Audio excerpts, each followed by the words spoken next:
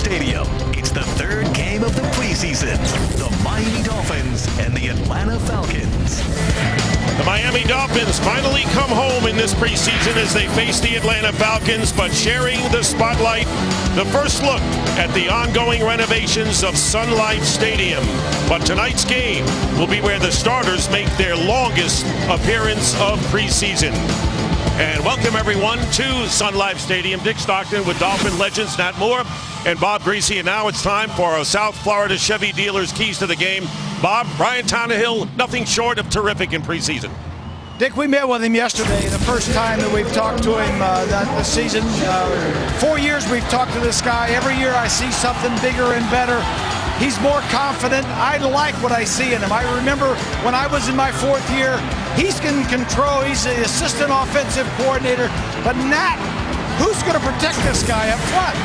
Well, Bob, there's bad news, and once again, both Jason Fox and Brandon Albert is out tonight. And then when you look at Brandon Albert getting some snaps this week, that's a positive. The other positive is Dallas Thomas will move from the left guard to the left tackle. He has some experience from playing left tackle in college. Should be a good battle between him and Vic Beasley, the rookie from Clemson, here tonight. All right, thank you very much, Nat. And meanwhile, the big story, as we said, also the stadium, the first look at it. And we'll have many reports tonight. The first on phase one of the renovations here. Let's go to Rudabeh Shabazi. Thanks, Dick. Well, tonight is not only a dress rehearsal for the team, but also for the newly renovated Sun Life Stadium as well. Phase one of the $425 million renovation project is now on display for the first time for fans here at the stadium and for everyone at home. Throughout the course of the 3 hours, we're going to take you inside, outside, up, down, and around to show you what's new and what's blue, or in this case, aqua, here at Sun Life Stadium. All right, Rudabeh, we look forward to more of the tour. Meanwhile, the game coming up and the opening kickoff. When we come back, Kim Bokamper will catch up with Joe Philbin, the Dolphins head coach. Dolphins preseason football on CBS 4 is sponsored in part by AutoNation. The model year-end sale is going on now at AutoNation. By FPL. Just click to save on your energy bill. Go to FPL.com/easy to save today. By Publix, where shopping is a pleasure. And by South Florida Chevy dealers. Head to your South Florida Chevy dealer and look for a Chevy summer bonus tag. Find new road. Tannehill enters his fourth season armed with a new contract and an abundance of weapons around him. Up front, he has a stout offensive line with anchors on the edge and in the middle. They open the holes for Lamar Miller as he looks to rush for over 1,000 yards for the second season in a row. At receiver, they've added both a savvy veteran with championship experience and a deep threat from New Orleans with speed to burn. Great throwing catch. Jarvis Landry is back, looking to surpass his rookie year. Firing, got him, Landry, touchdown. And with the 14th pick, the Dolphins drafted a tantalizing rookie just waiting to show the world how talented he is. Let us not forget tight end Jordan Cameron, a Pro Bowler just 2 seasons ago, antsy to return to that level or higher.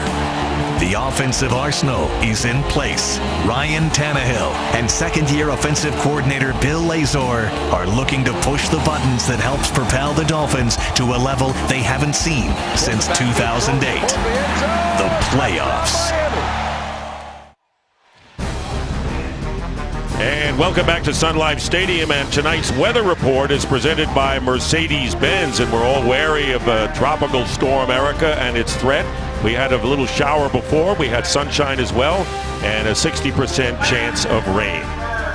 Tonight's game is presented in high definition, courtesy of Brandsmart USA. As the Dolphins come onto the field. And right now, let's send it down to the field. Kim Bokamper with Joe Philbin. All right, Coach, you got your starters going to play the first half, probably into the third quarter. How important is it for them to get every rep, to need every rep that they're going to get tonight? Yeah, well, most of those guys came and played really about 30 plays to 45 plays so far in the preseason. In a couple of weeks, we're going to be, flying to Washington, D.C. They might be playing 70. But I think it's important we get to go out 35, give or take a few snaps in there so they get the feeling of what it's like to play a real, at least tonight, a first half of football.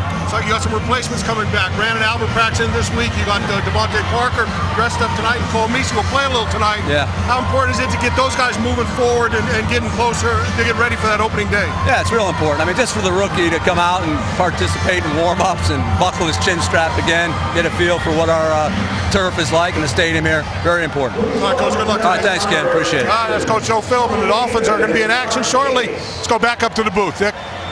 All right, Bo, and Ryan Tannehill will take the field first, ready to go as the Dolphins will go on offense.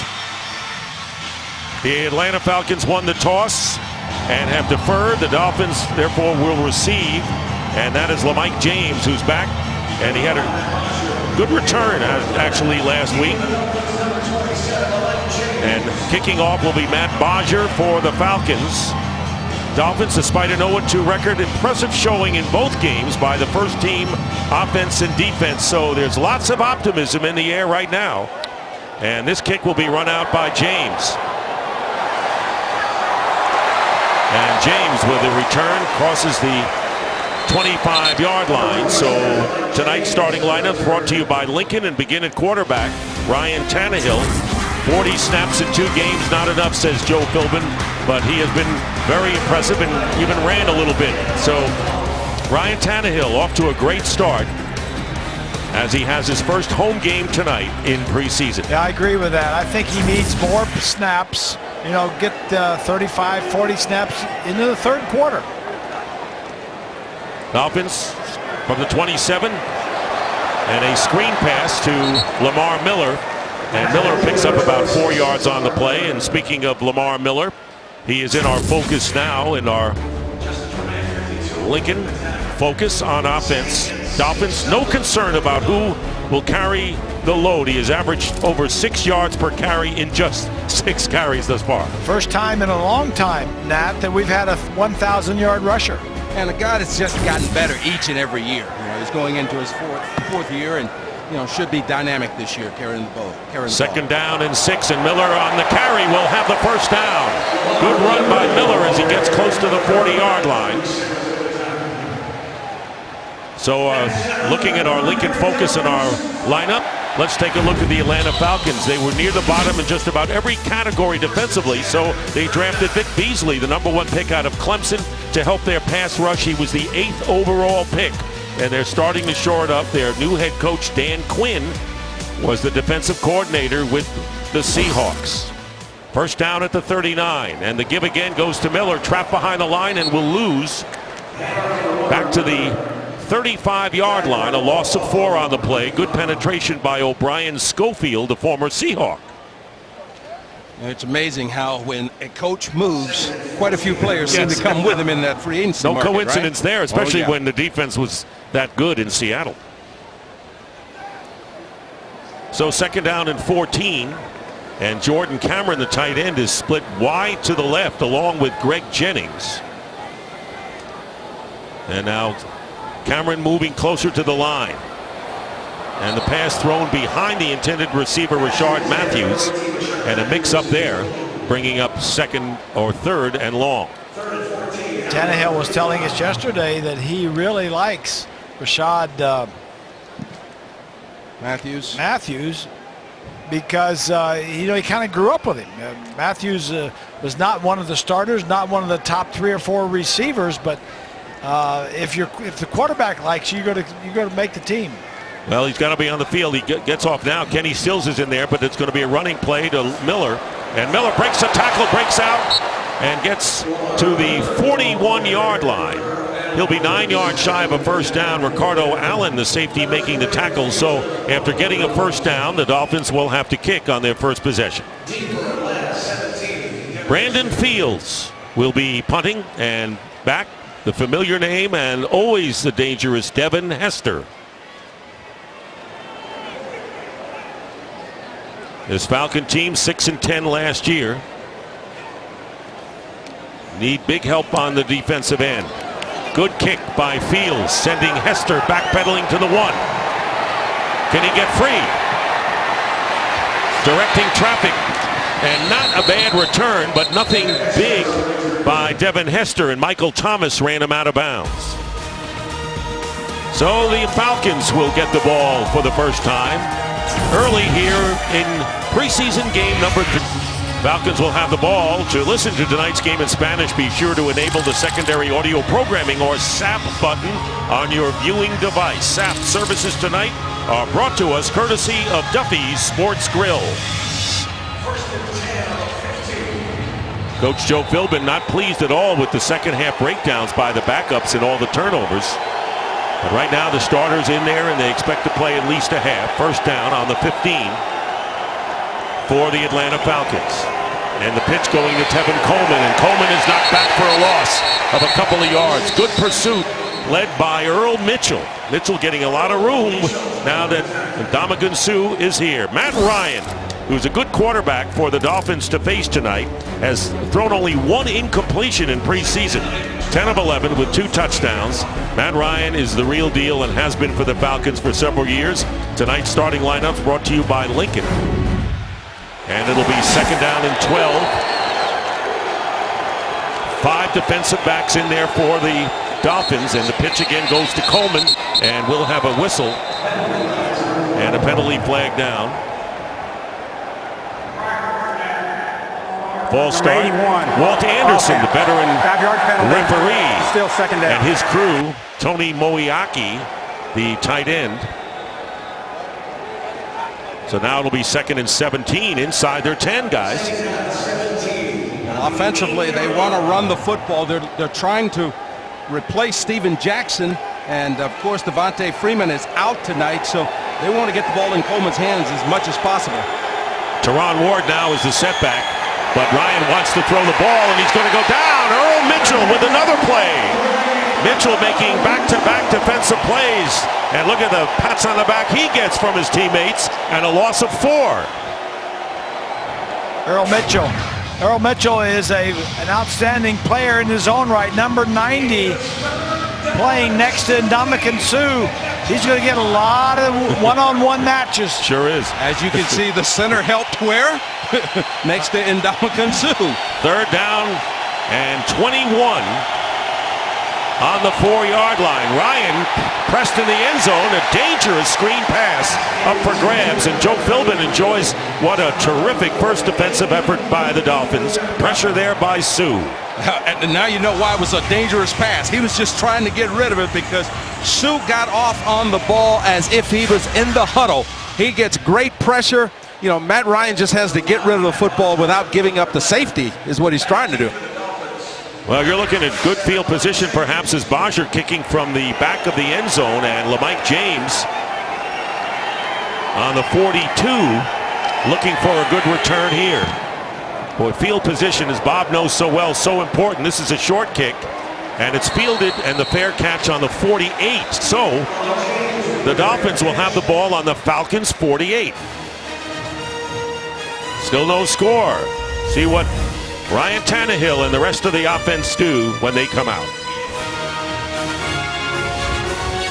Dolphins will start in the Atlanta Falcon territory. No score, their second possession. And Ryan Tannehill, who has looked so well in preseason, despite the fact he doesn't have Brandon Albert at left tackle or Devontae Parker, the rookie wide receiver. Although Parker is in uniform on the sideline for the Dolphins for the first time. Starting from the 49. Looking right. And coming out of the backfield is Lamar Miller. And Miller picks up about 8 yards as we send it down to Rudime Shabazi.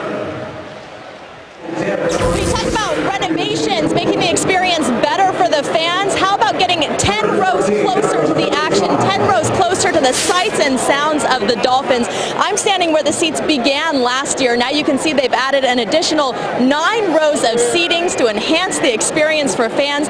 And that's not all. There are a lot more renovations I'll be talking about throughout the game. But for now, a new color scheme. What do you think? Some people say out with the old, in with the new. We say out with the orange, in with the blue, or in this case, aqua.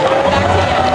All right, Rudime. Meanwhile, Greg Landry picks up a first down, getting 9 yards on the play, and a good block by Deion Sims, the tight end. What I think that's going to happen is those closer 10 rows closer on both sides of the field. I think this place is going to be louder and more of a home field advantage for the Dolphins. No question. Especially when the canopy goes in 2016. It's Jarvis Landry with the first down, picking up the yards. And we have a false start. Dallas Thomas, who, as you mentioned, Nat, 63 offense. Playing left tackle in this game. First down. And he played left tackle some last year as well. Played some, well, he actually played some right tackle last year. I mean, since he's been with the Dolphins, he's played right tackle, he's played right guard, and he's played a couple games at left guard. But the left side of the line of scrimmage is where he's more familiar, where he played at in college. So, you know, it should be interesting watching him tonight. So far, he's been pretty good in the pass pass protection.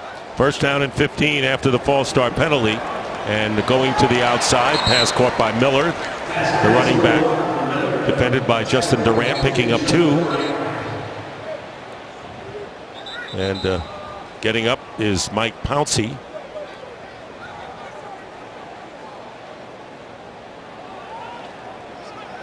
And Pouncey's going to come out of the game and will be replaced by J.D. Walton. This is where you don't want to take any chances here. Well, let's go back and see if we can see exactly what happens to Mike Pouncey. Looked like he gets rolled up on by number 77, Rashay Hageman. Yeah, he's holding his left knee there, Nat. Second down and 14. And here's Lamar Miller off the right side. And Miller is going to get the first down. And a flag goes down from the defensive secondary position. Lamar Miller with a nifty run.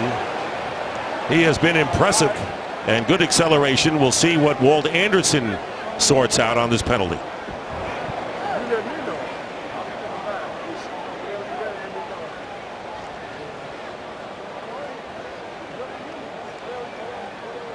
And Mike Pouncey, good news, is back in the game for the Dolphins.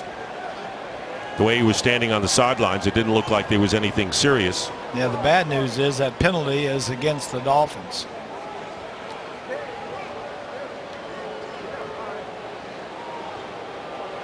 They're not equal good news, bad news, though. Well, the players have walked all the way back, so the players know. The officials are still talking about it. But you're right, the Dolphins have already moved back. 59. Personal foul, chop block, number 59, offense. 15-yard penalty from the spot of the foul. Still second So down. that was against J.D. Walton, the former Giant, who came in for one play when Mike Pouncey came out. Yep. And, you know, the chop block is a new rule that was put in this year where offensive linemen within the tackle box can no longer cut a defensive lineman. But guys, here's what I love. Look at the offensive line pulling, getting outside, making it a short corner for Lamar Miller, even though the play gets called back. Great execution by the offensive line. Damian Williams in the game for the first time on second down and 20, back on the 42 of the Falcons. Good protection, and unable to catch the ball was Landry. So Jarvis Landry had it and couldn't hold on. Good throw by Tannehill. It'll be 3rd and 20. Well, this is an excellent throw. Nice route. Ball gets there in a hurry, and, you know, Landry will be the first to tell you, I've got to make that catch. He's done it before, and this is one he let get away. But excellent throw by Ryan Tannehill. Did we say 60% chance of rain? It's 100% chance of rain right now. Starting to rain. We have one of those South Florida rain showers, so familiar. 3rd down and 20. And here's Tannehill, drills it, and it's incomplete off the hands of Rashard Matthews. Incomplete. So 4th down coming up. The Dolphins had a good opportunity starting in Falcon territory, could not convert, and so Matt Darr will come in to kick. Brandon Fields punted the first time, and now it's Matt Darr, the undrafted rookie from Tennessee, who Coach Philbin told us has kicked the ball very well thus far. Well, if you're Matt Darr, you're hoping that you can unseat the incumbent, but you just want to get on tape. You want to show the other 31 teams around the league that you can play at this level. If they need a punter, you are available. Devin Hester, and a snap that's not a good one, and Darr is going to be tackled back on the 40-yard line by Vic Beasley. That ball was snapped and bounced to Dar. I think the weather being raining and wet had something to do with that snap, and he couldn't field it. Well, John Denny is one of the best there is in the league, and that time he sort of rolled it back there.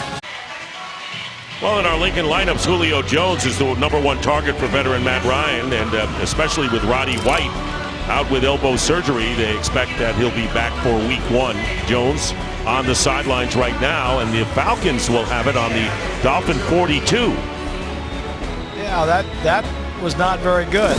That rain came when we were on offense and just kind of mushed everything. And the rain might have stopped. I think the Falcons turned the faucet on. Here is Matt Ryan.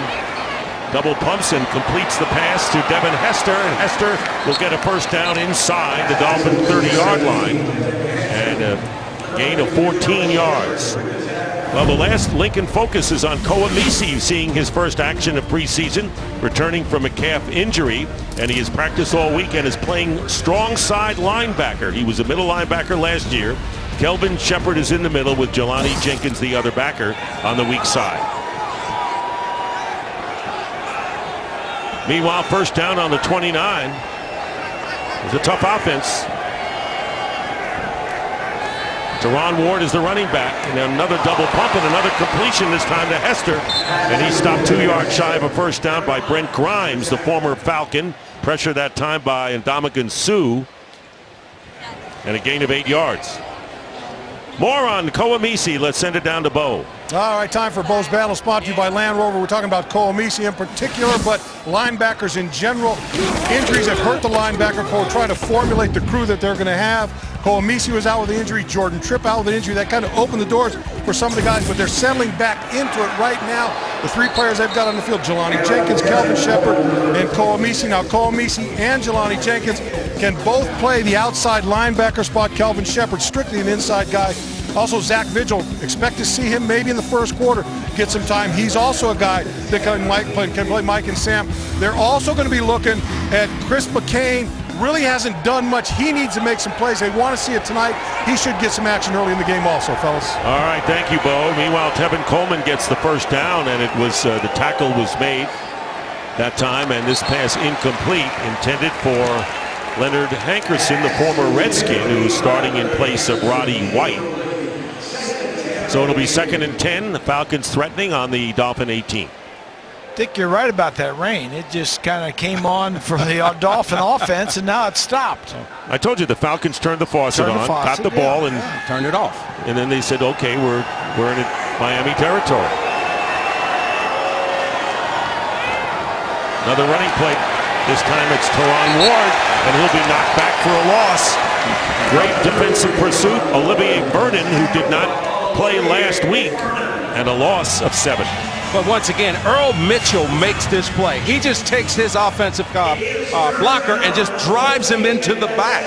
I mean, just another outstanding play by Earl Mitchell, who is having a phenomenal first half. I'll tell you, this is a helping defense if we've ever seen one, right? Oh, yes. The way they're going right now. 3rd down and 17. Matt Ryan barking the signals. 3rd and 17, and the incomplete pass. And it was intended for Hankerson, 4th down. And so the Dolphins hold, and now Matt Bryant will come on to try a field goal. That's Dan Quinn, the first-year head coach. And Quinn replacing Mike Smith, who coached 7 years with the Falcons. This will be a 43-yard field goal. Matt Bryant trying to put the Falcons in front.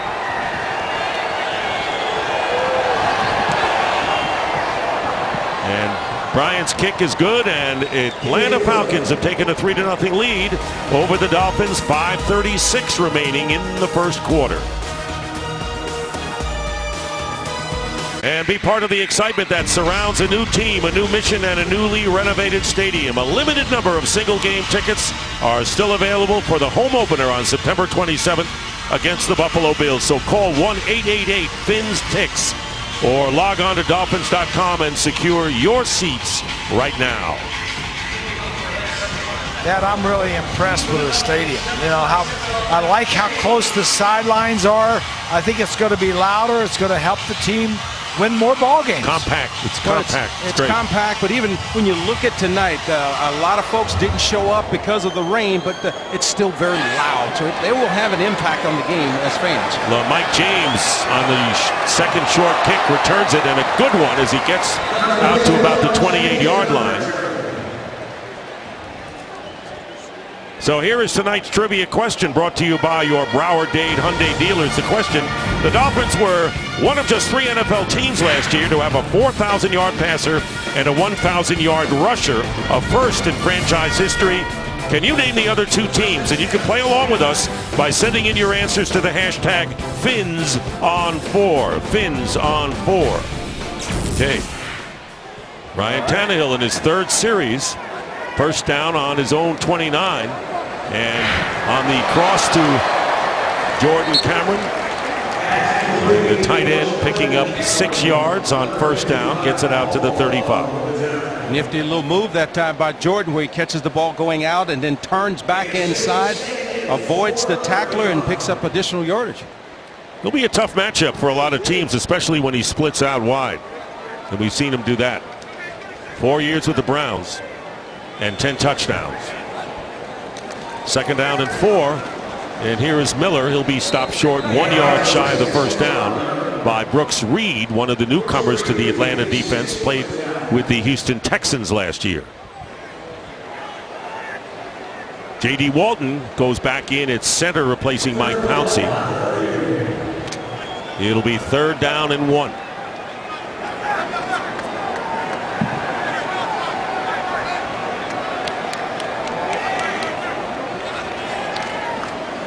They go to Miller on short yardage, and he's going to be tripped up. Good defensive play by Paul Warlow, and he'll knock him for a loss of 1. So 4th down coming up, and once again the Dolphins will have to kick it away, and they bring in the rookie Matt Darr.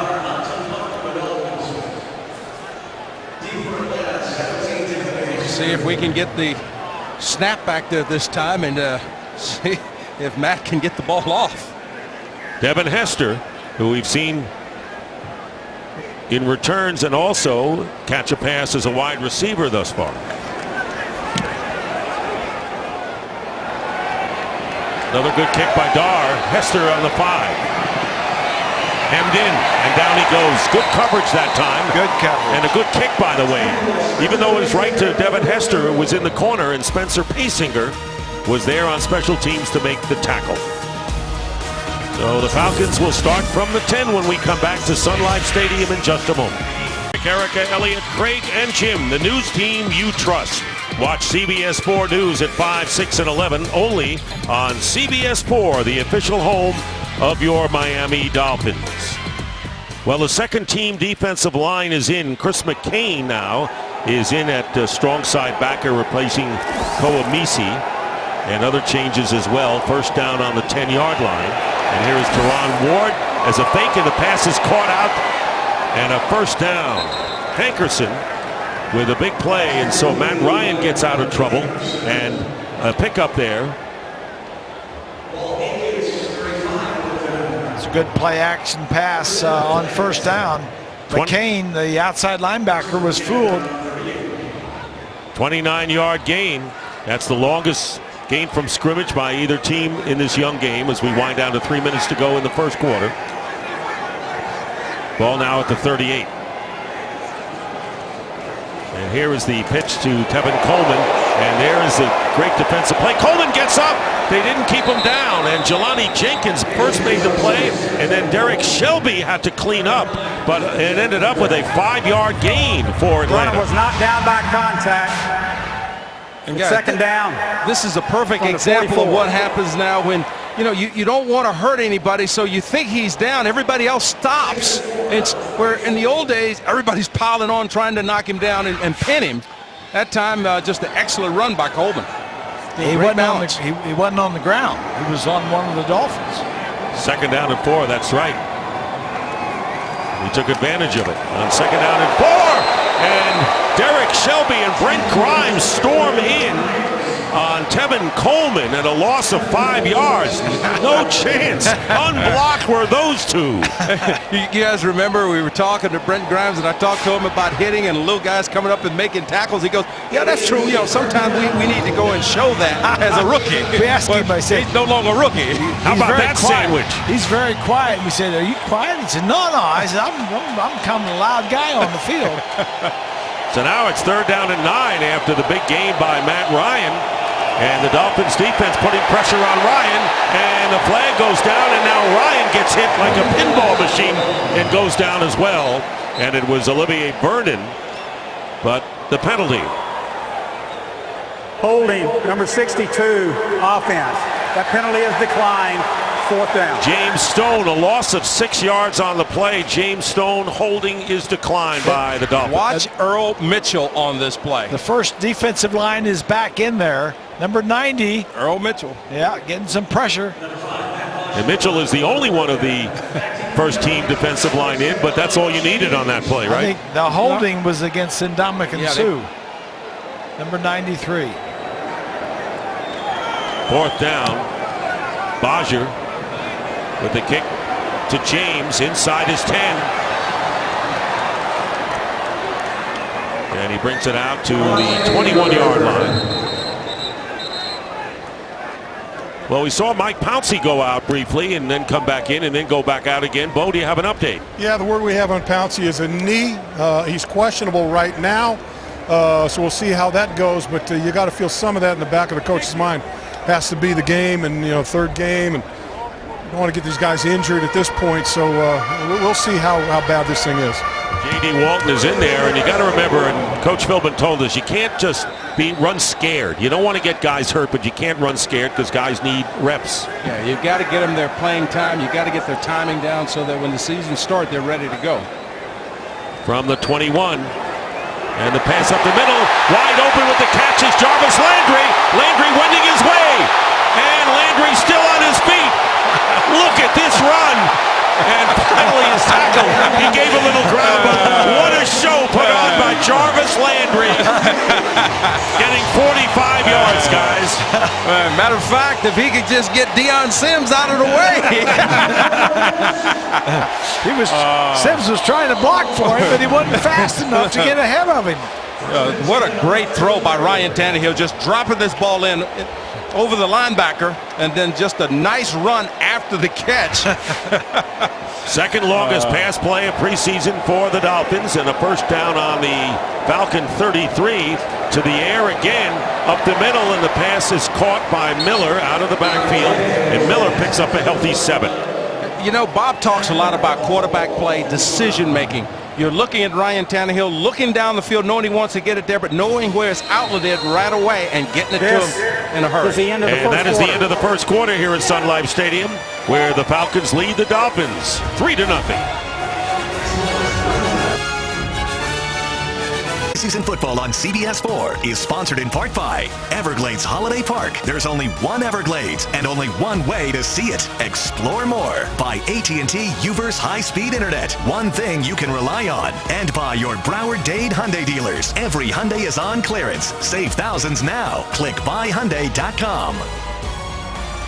Time-lapse photography showing the overhaul here at Sun Life Stadium. Start of the second quarter. It'll be 2nd and 4 for the Dolphins. And Ryan Tannehill to Jarvis Landry. He'll have the first down inside the 20. And Landry, tough to bring down. He's been a star so far. Good block also by Billy Turner, the right guard, and a gain of 14 yards. We start the second quarter. Dick Stockton along with Bob Greasy and Nat Moore. You said he's been a star so far since he got here last year as a rookie. He was a star all of last year. Well, we know that, but he's a star so far in this game. That's right. It's his latest. You're only as good as your last game. Get the ball to Landry. Well, I tell you who's looking like a star so far is Dallas Thomas. Yeah, he's doing a great job. He's got good feet. And a quick out to Greg Jennings, and Jennings may have another first down. See where they spot the ball, and it'll be on the 5-yard line or so. So a quick out to Jennings, the newcomer from the Minnesota Vikings. You know, when you've got receivers like Jennings and Landry, guys that if you get the ball to them in a hurry, they can make people miss in the open field, get upfield, and pick up big yardage. that's a heck of an offense when you can just get it out there. You don't have to throw it downfield that much. It's like a quick screen, and they become running backs once they've got their hands on the ball. Gain of 9. It'll be 2nd down and 1 early here in this second quarter. Here's Lamar Miller. Miller has enough for a first down. It'll be 1st and goal at about the 2.5. And a flag. Offense, 10-yard penalty, still And that's second on down. Jamil Douglas, who started the game at left guard, the 4th-round draft pick out of Arizona State, who's in a battle with Billy Turner for a guard spot. There he is right here.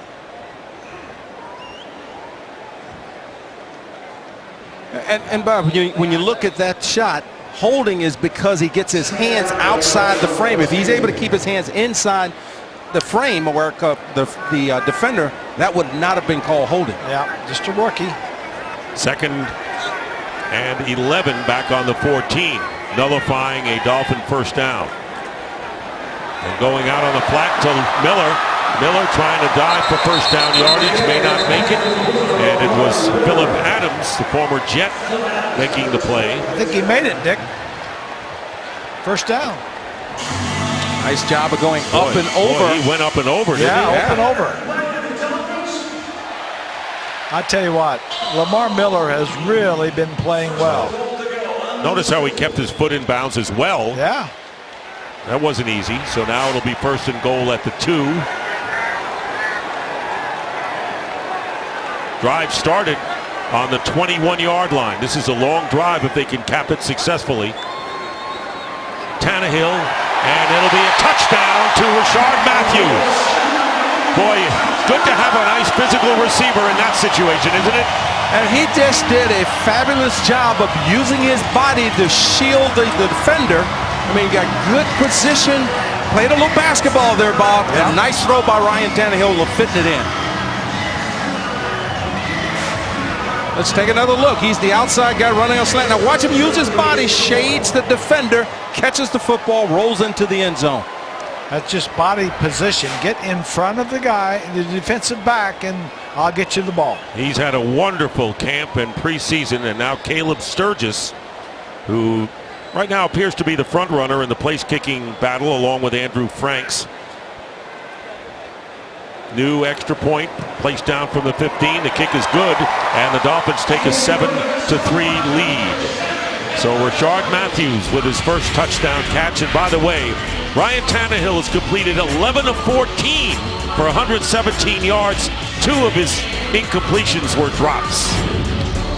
At Sun Life Stadium, where the Dolphins leading 7-3. Rashard Matthews catching the 2-yard pass from Ryan Tannehill. And now here is the other kicker, Andrew Franks from RPI in Troy, New York. Has not attempted a field goal in preseason.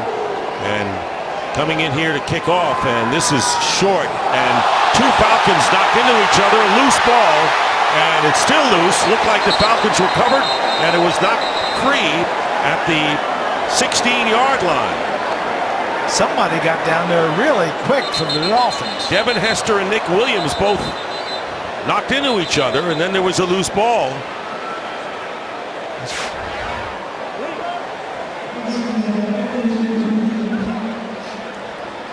And it's recovered apparently by Atlanta. That's Terrence Fadday in the middle of that. Here's a defensive lineman covering kicks. Here's another look. Big number 78, Terrence Fadday, defensive lineman, going down on the kickoff cover, Bob. Yeah, not many guys do that.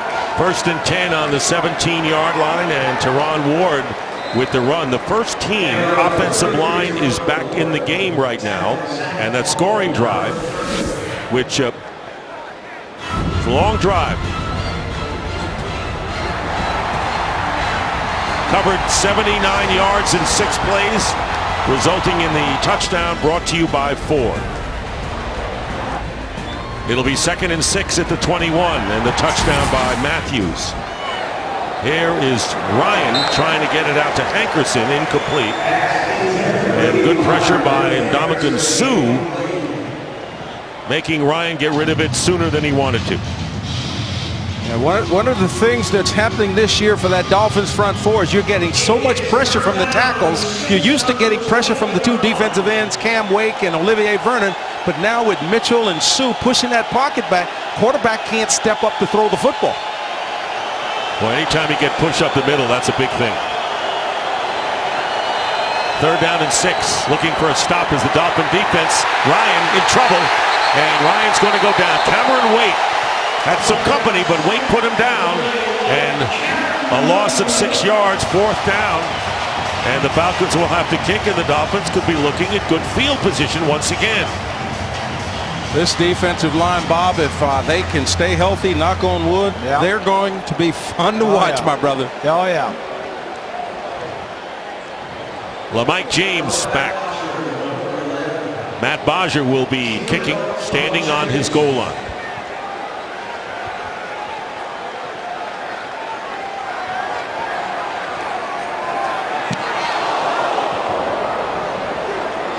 James, flag is down. Penalty marker down behind where James caught the ball, and they gang up on him at the 40-yard line.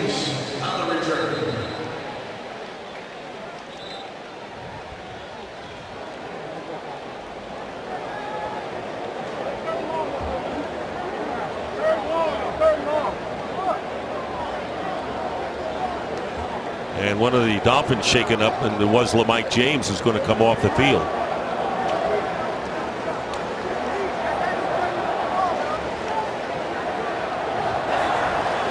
Unsportsmanlike conduct. The flyer on the kicking team was blocked out of bounds, but did not make an effort to come back in bounds immediately. That's a 15-yard penalty. Will be enforced from the end of the kick. That's not nice. Excuse me, the end of the run. You got to come back First right down. in, right now. Timeout. You want to be in the game, don't you? Yeah. You want to come back in the game. You got to come back in as soon as you can. All right, Cameron Wake gets the sack for the Dolphins, and Ryan Tannehill will have even better starting field position when we return to Sun Life Stadium after this. Well, the NFL's golden season comes to CBS. It all begins with Thursday Night Football and ends with television's biggest event, Super Bowl 50. Football is here on CBS 4, the official home of the Miami Dolphins and your home for the NFL all season long. Well, Dallas Thomas remains at left tackle. Jamil Douglas is at left guard, but Sam Brenner is the new center in the game. Billy Turner is still the right guard, and Jawan James at right tackle. And the handoff is to Damian Williams, and Williams stopped at the 41-yard line. Good Dallas block. Thomas. Yeah. Let's take a look at him, Nat, what he's done so far. And guys, Dallas Thomas has really played well so far this ball game. You know, he's been matched up against Vic Beasley, but he's done a nice job of just getting some movement. He's an athletic type tackle that has the ability to just push people inside. And a couple times they came with an in tackle game, Bob. He had that left arm free and was able to get back out there and pick up the defender.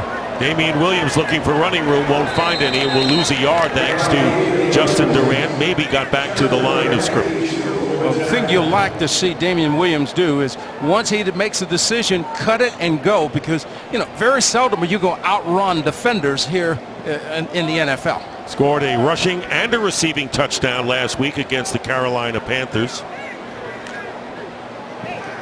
5 minutes gone by here in the second quarter. Dick Stockton, Nat Moore, Bob Greasy, Rudabeh Shabazi roaming the beautiful new look stadium. And here is the pass, and it's caught. And let's not forget Kim Bocamper. We wouldn't be anywhere without Bo. Phillip Adams makes the tackle on Rashard Matthews after he picks up a pair. Brandon Fields will come in and punt. So we've seen both of the Dolphin punters so far in this first half. That was good coverage downfield. Ryan just had to come dump it off, and it wasn't enough for a first down. And guys, this is Brandon Fields' specialty here. He's one of the best at getting this ball down inside the 20-yard line, most of the time inside the 10. And another penalty flag down. Ball start, number 30, offense. 5-yard penalty, still fourth down. Zach Bowman. That was a disappointing possession. Dolphins had the ball on the 45-yard line of Atlanta and didn't do anything. Twice they've had the ball starting in Atlanta territory and have not gotten any points, but they had a big drive for their touchdown, trying to block the kick were the Falcons, and Nick Williams is back there, and the ball is going to be down outside, and it was Zach Bowman who just committed the penalty, knocks it out of bounds at the 7-yard line. And he's saying to himself, why didn't I catch this ball? He's trying to catch it, Instead of batting it back. I gave him a few extra yards.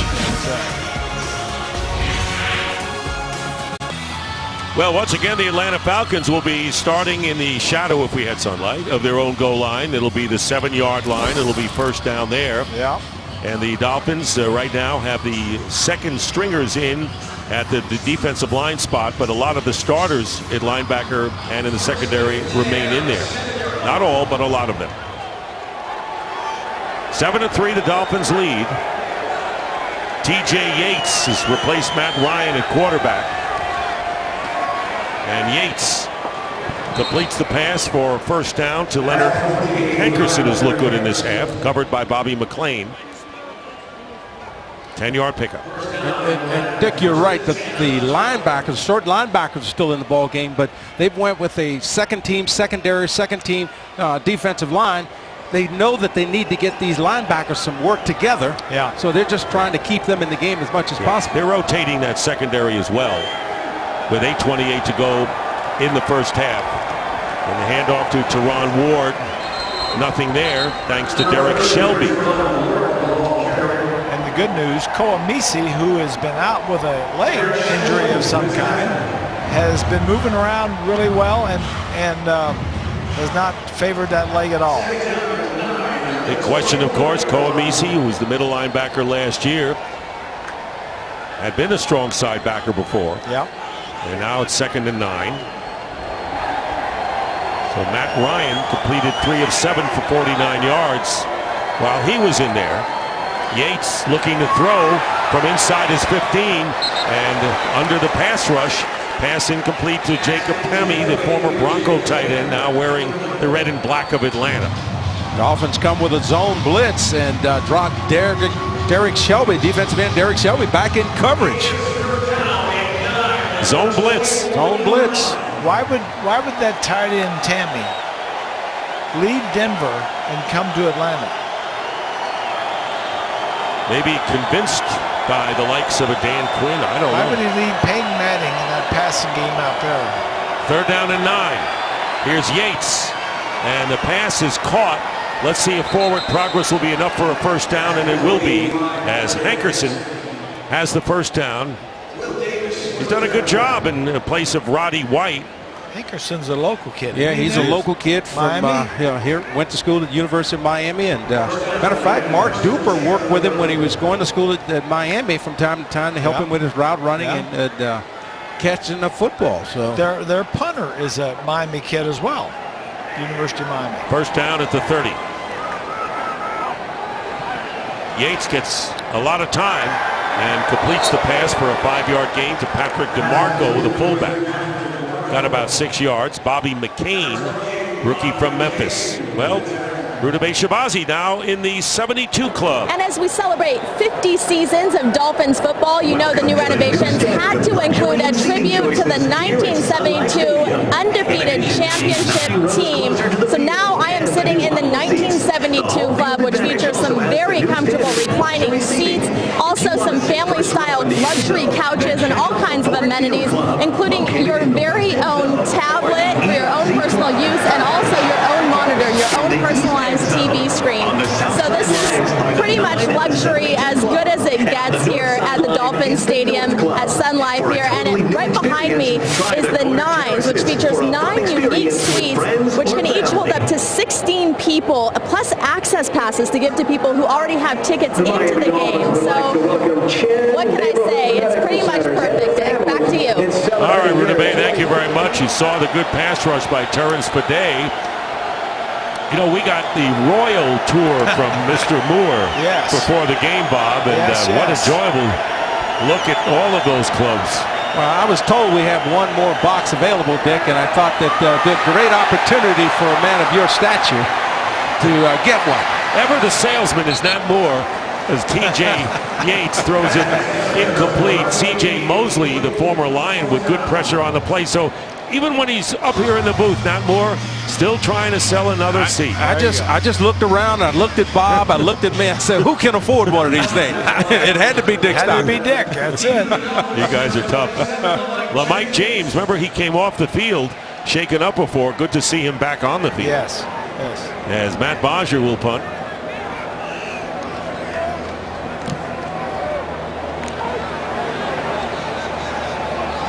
James at the 18.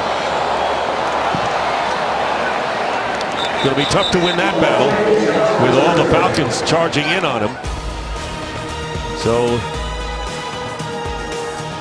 the Miami Dolphins will go on offense again. Not quite sure yet who's coming out at quarterback. No decision made yet, but we'll tell you as soon as we get back. 7-3 Miami. In the game he's gonna go far.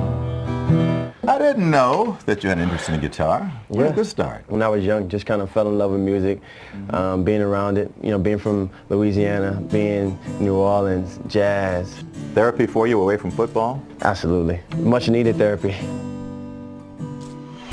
Stay with CBS 4 at halftime. Rick Folbaum and Erica Sargent anchor our coverage back in the CBS 4 news studios in Miami. They'll have the latest news and weather. Don't miss part one of our 4 More on the Fins feature. Jarvis Landry as Jim Berry spends an afternoon with the Dolphins' second-year wideout at historic A1A Guitars and Art. Tannehill remains in there and completes it to Landry, who goes from guitar to grabbing the ball and picks up yardage. Robert Alford and an 8-yard gain on first down. Guys, one of the things I love about Jarvis Landry is he knows where he's at all the time on the field. He goes in motion, he gets to the outside, and he gives him a target. He knows that he has a couple yards. He doesn't keep running and runs out of bounds. 4 catches for 77 yards, the long one for 46. It'll be 2nd and 2. 84 grabs last year from the 22. Damian Williams trying to charge for the first down and has it as he crosses the 25-yard line. Good run by Williams. Nice seal that time by Deion Sims, the tight end, to give Williams a chance to get outside, break containment. Yeah, Damian Williams played well last year as a true freshman, true rookie, a free agent from Oklahoma. You never have enough good running backs. And you never know if you win a job being an undrafted rookie, as Williams this time goes off the left side and picks up a couple of yards. Paul Warlow, 3-yard pickup for Damian Williams, will bring up 2nd down.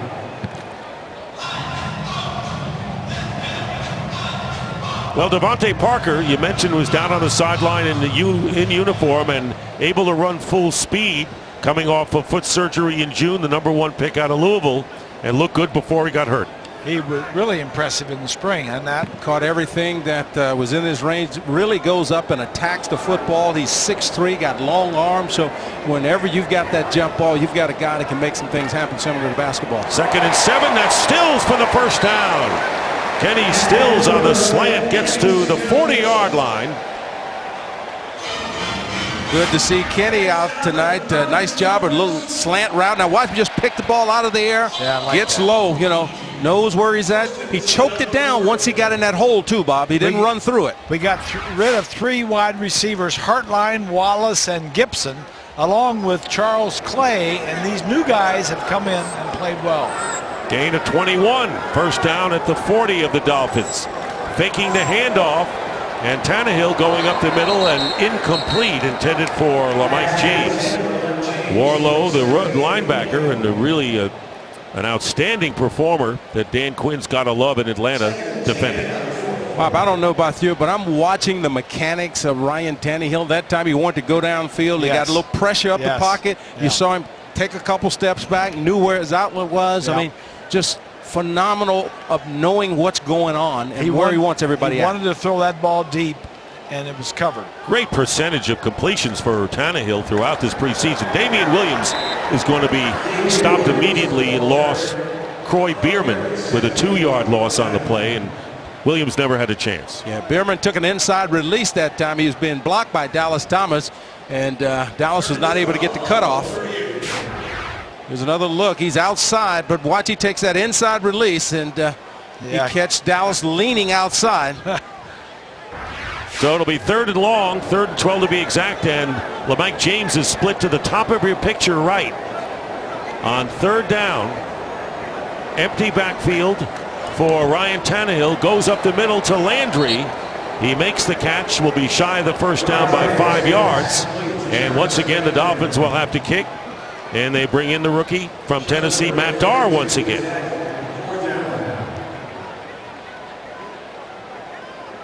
Dolphins are throwing a lot of stuff quick. Catch and throw, catch and check down, hit the check downs. Nick Williams returning for the Falcons. Good kick by Darr, and it'll go out of the end zone. So the touchback, and the Falcons will get it on the 20. Time for news and notes with Bo. It is time for news and notes, brought to you by your Broward and Dave Hyundai dealers. And right now we're going to talk about the Dolphins getting healthy. We talked about it earlier with the coach, Brandon Albert, back. He returned to practice this week, taking live reps. Now he will not play tonight. He's not dressed tonight, but he is making steps forward on that time frame where he'd probably be ready for game 1. Now Jamar Taylor nursing a quad, he's not out, but Jason Fox should be back next week. He had the concussion protocol after the game.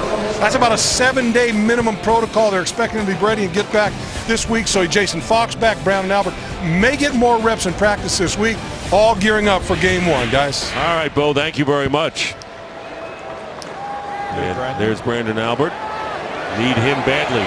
TJ Yates, no receivers. That was a coverage play, not a sack, because he gained a couple of yards. And Fade and McCain, Chris McCain, combined to make the stop. And a loss of 1 on the play. And 2-minute warning is upon us here at Sun Life Stadium. A first look at Phase 1, the 2-year refurbishing. Scoreboards will come in new next year. The canopy as well. This is a beauty. And the Dolphins lead 7-3. And I think the players sense that. And, you know, it's kind of, you know, I think it really kind of generates itself around the whole environment here. Stephen Ross will be with us in the 3rd quarter to talk more about the stadium and the club and the prospects. Dolphins owner, it'll be 2nd down and 11. This pass is caught by Teron Ward, covered by Jelani Jenkins. Jenkins is in at linebacker. Shepard's in the middle. McCain on the outside as well. And the line, Fade and Shelby are the ends, and Mosley and Francis are the tackles. Will Davis and Tony Lippett are the corners, and Michael Thomas and Walt Aikens are the safeties. Will be part of the excitement that surrounds a new team, a new mission, and a newly renovated stadium. A limited number of single-game tickets still available for the home opener on September 27th against the Bills. Call 1-888-FINS-TICKS or log on to Dolphins.com and secure your seats right now. There's a look at some of that new luxury seating and clubs, the 9 and 72 club.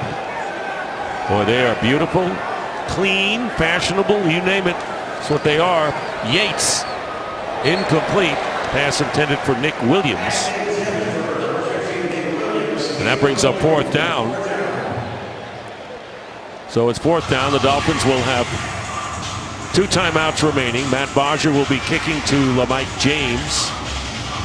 Dolphins have worked really hard this training camp on the 2-minute offense, and Joe Philbin did a nice job of using his timeout, saving some time on the clock to have a minute and probably about 40 seconds to go when they get this offense back on the field. So we're going to see the 2-minute drill. Good high kick and hang time by Bajer.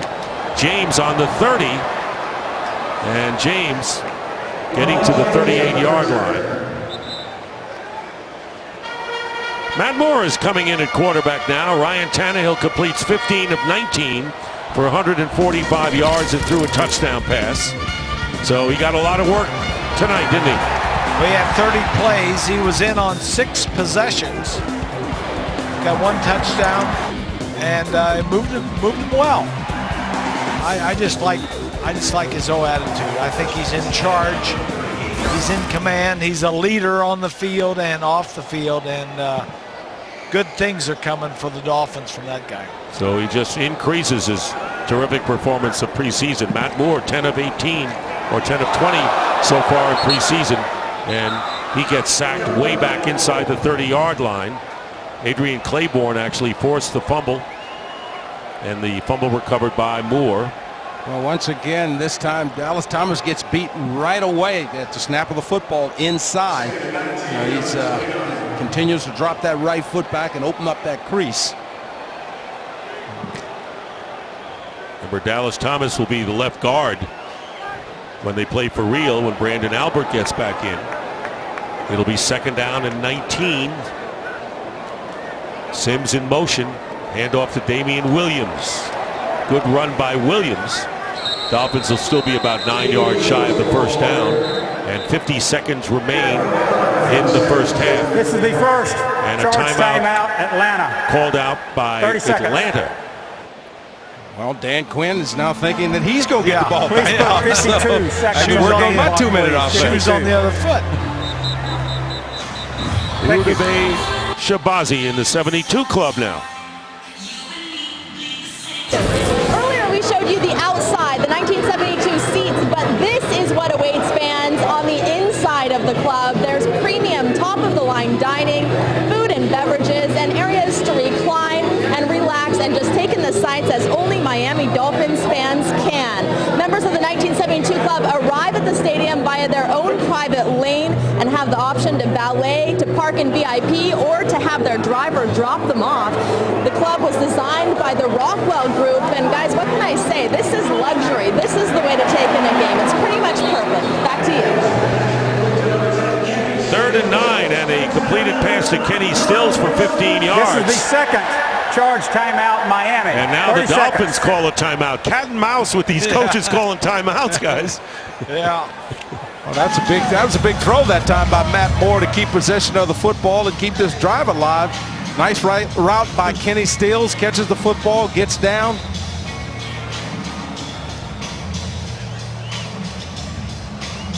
Well, first, Atlanta calls a timeout thinking, well, we got another chance to stop him, get the ball back, and now Joe Philbin says, not so fast. We got an opportunity ourselves. So the Dolphins with one timeout left, first down on the 46 of the Falcons. Leading 7-3, 47 seconds to go in the first half.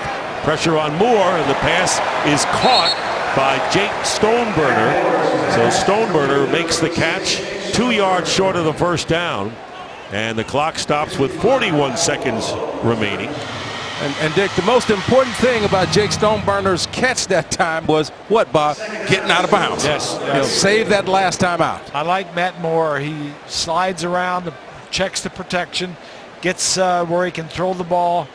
He's a veteran backup. Dolphins are good to have him. One timeout left. It'll be second down and 2. And going on top is Moore. And incomplete downfield was Kenny Stills. Covered by Phillip Adams, but that's what Stills does. He is the big play guy. Incomplete, however. Yeah, he's not been able to work the last, or should I say early in camp, because of the calf injury. So quarterbacks are still trying to get used to his speed. You know, last week we saw Tannehill overthrow him. This time we see Matt Moore overthrow him. So, you know, in talking with Ryan, he says that he's faster than he looks. So they're still trying to gauge his speed. Yeah, you know? but he wasn't open there. Kevin Cone goes wide to the right on third down and 2. And here is Moore, and the pocket collapses, loses the ball, and the Falcons have recovered. It was O'Brien Schofield who knocked the ball away from Matt Moore, and I believe Adrian Claiborne, the former Tampa Bay Buck, makes the recovery. Recovered by the defense. And the Bucks will have the ball in Dolphin territory with 28 seconds, and the Falcons in Dolphin territory with 28 seconds and 2 timeouts left. Yeah, you just can't hold the ball this long back there behind. Got to get rid of it now. Get rid of it. Came from the blind side on Matt Moore. Well, he's looking to his left all the way and never sees the blitzing linebacker coming from the outside. And just get earholed by the linebacker. So the ball at the 47 of the Dolphins. Yates out of the shotgun. Completes the pass. May not have the first down to Nick Williams. And the clock continues to run. 20 seconds. They line up quickly. Time running. And finally, a timeout is called by Atlanta. That was not good clock management. No.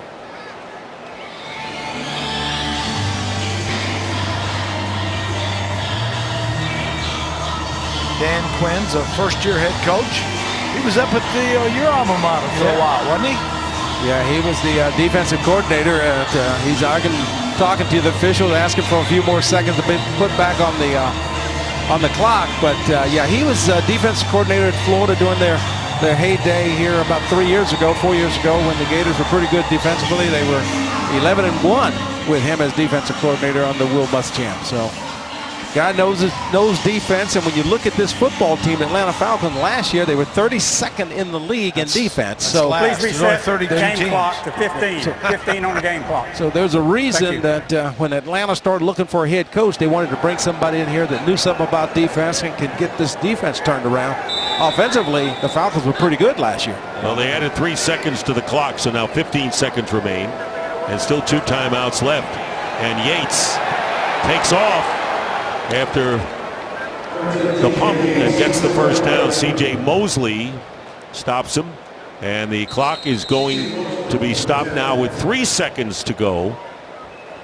This is the third and final timeout. And this is the Atlanta, 30 seconds. Now they say it's the last timeout for the Falcons, and they're going to send their field goal team on. Matt Bryant will try to add 3. And how important was it for Dan Quinn to get those 3 seconds put back on the clock? So, because if not, the clock runs out. Yeah. So Matt Bryant already has kicked a field goal from 43 yards, and will try to bring the Falcons to within 1 here. This will be a 50-yard field goal. 50-yard attempt by Matt Bryant. He's boomed him before, hasn't he? And Bryant's kick is good. And time runs out here in the first half with the Dolphins scoring the only touchdown of the game, leading 7-6 on a 79-yard drive. 7-6 at halftime. Low-scoring affair. Kim Bokamper down on the sideline, and here's Bo with Joe Philbin. All right, Coach.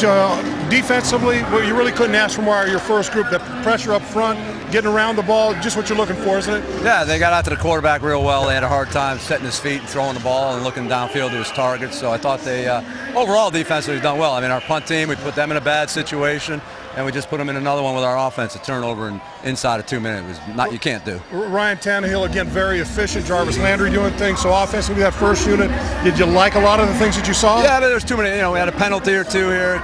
Kim, we had a negative yardage play. We didn't convert on 3rd and 1. So there was obviously a lot of things we got to do better. A lot to do in the second half, Coach. All right, thanks. All right, we'll see you then. All right, Dick, back to you. All right, Bo. 4 sacks for the Dolphins defense. They really played well. So at the half, our score, the Dolphins 7 and the Falcons 6. Stay with CBS 4 as we send it back to Rick and Erica in our CBS 4 news studios in Miami. And don't miss part 1 of our 4 More on the Fins feature with Jarvis Landry as Jim Berry tests out the wide receivers' guitar skills at A1A Guitars and Art. So Nat, Bob, Kim, and I will be back with the Xfinity halftime report in the second half after this news update. Ready now for the second half kickoff. Caleb Sturgis will be doing the kicking. And back deep will be Terran Ward. Dolphins leading 7-6. Late field goal by Matt Bryant, cutting the margin to 1. But the starting offense and defense, once again, guys, came through and looked good. Especially defensively, they were able to keep him out of the end zone, force him to settle for 2 field goals, and held him to 6 yards rushing in the first half. So nice job by the defense. Ward returns it close to the 25-yard line. So the Atlanta Falcons with the first possession, they won the toss to start the game. They deferred to the Dolphins, and now they will get the ball starting here in the second half from the 25. Zach Vigil is in the game at linebacker along with Spencer Pasinger. We'll get the rest of the defense for you as well. First down from the 25. TJ Yates tipped away, incomplete. Cedric Thompson, the rookie from Minnesota, got a hand on it first. Good to see Cedric Thompson reading his keys, getting out in the throwing lane, had a chance to come down with a pick, but he's had a struggle the first 2 ball games, so good to see him taking care of responsibility, getting where he's supposed to be. Second down and 10 at the 25.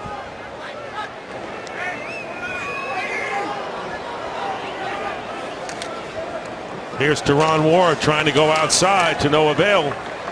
And a good play made by Jordan Phillips. No gain on the play. The rookie from Oklahoma. Second round draft pick. Guys, I think we've seen the last of that first defensive line. Yes. They've got their job done, and I think they'll might be the last time we see them here tonight. Yeah, I think so, Nat. We had 28 snaps for that defense in the first half, and I don't think we're going to see them again. Third and 10 at the 25, and Ndamukong Suh again making his presence felt in a big way. On third and 10, the sack. 5th sack of the game. Derek Shelby picks it up for the Dolphins. So the defense with 5 sacks, but a flag is down. Illegal hands to the face, number 78, defense. 5-yard penalty, automatic first down. But instead, Terrence Fede guilty of a penalty of hands to the face. It'll be an automatic first down. So instead of a sack, it is a first down for Atlanta. Down here, that's Fede. Sack comes from the top. There you see it. That's a good call. So it'll be a first down. You could say that, of course, the backups are in the game now, but Joe Philbin has not been happy with the way the backups have performed in the second half, as they've been outscored big time. Here is Jerome Smith in the game for the first time at running back as he picks up 3 yards. The Dolphins have outscored their opposition coming into this game 14-0 in the first quarter, 24-12 at the half, but been outscored by the opposition by 30 points in the second half. And a lot of that has stemmed from in the second half they haven't been able to shut down the run. Let's see if they can get that done here tonight. Second down and 7. Falcons on their 33. Quick toss. And it's complete, and a first down to Tony Moeaki. He gets 9 yards on the play. Moeaki from the Seahawks, tackled by Zach Vigil. A lot of these guys, they're playing for roster spots, Nat. The first cut comes on Tuesday. From 90 to 75, 15 players on the Dolphins have to be cut by then. Yeah, there will be a lot of people out on the street that all teams will be looking at to see if they can improve their roster. Then when they cut down to 53, once again, there's a big bevy of players that are going to be on the street that teams will be looking at. So even though you get cut, that doesn't end your career. You still got a shot at being picked up by one of the other ball clubs. Right. Or you can be brought back on the practice squad, the 10-player practice squad. Loss of 5 yards. Problems with the snap, and Yates just covered up and took the 5-yard loss. Pressure up the middle, and the pass caught by Justin Hardy, 4th-round draft pick out of East Carolina. He gets 13 yards, and the Falcons move the ball into Dolphin territory, a first down at the 49. Once again, Atlanta catches the Dolphins in a zone blitz, and they dropped the defensive end, Terrence Fede, back in coverage that time. Correction, it's third down and 1, not a first down. So the Dolphins backup defense with a chance to stop Yates, who relieved Matt Ryan at quarterback for the Falcons. And the play made by Derek Shelby against Teron Ward, no gain. So the Dolphins get the job done on short yardage. It'll be fourth down, still short of the first down. Shelby has really come on as a defensive end. This is 4th year in the league now. I can't believe that. He's a free agent. And if he wasn't behind Cam Wake, he'd be starting elsewhere. Yes. I mean, he's a very solid player that plays the run exceptionally well, as we saw there, and he also has the ability to get after the quarterback, which we saw earlier in this drive where he had a sack, but it was negated because of the hands to the face by Terrence Fede. Christian Jones, the undrafted rookie from Alabama, is back. Matt Bajer will be kicking. So a good stop by the Dolphins defense. They're going to let the ball drop inside the 10. It'll be downed, and a flag goes down as well. Falcons down it at the 4, and a penalty marker down. You know, let's get the call.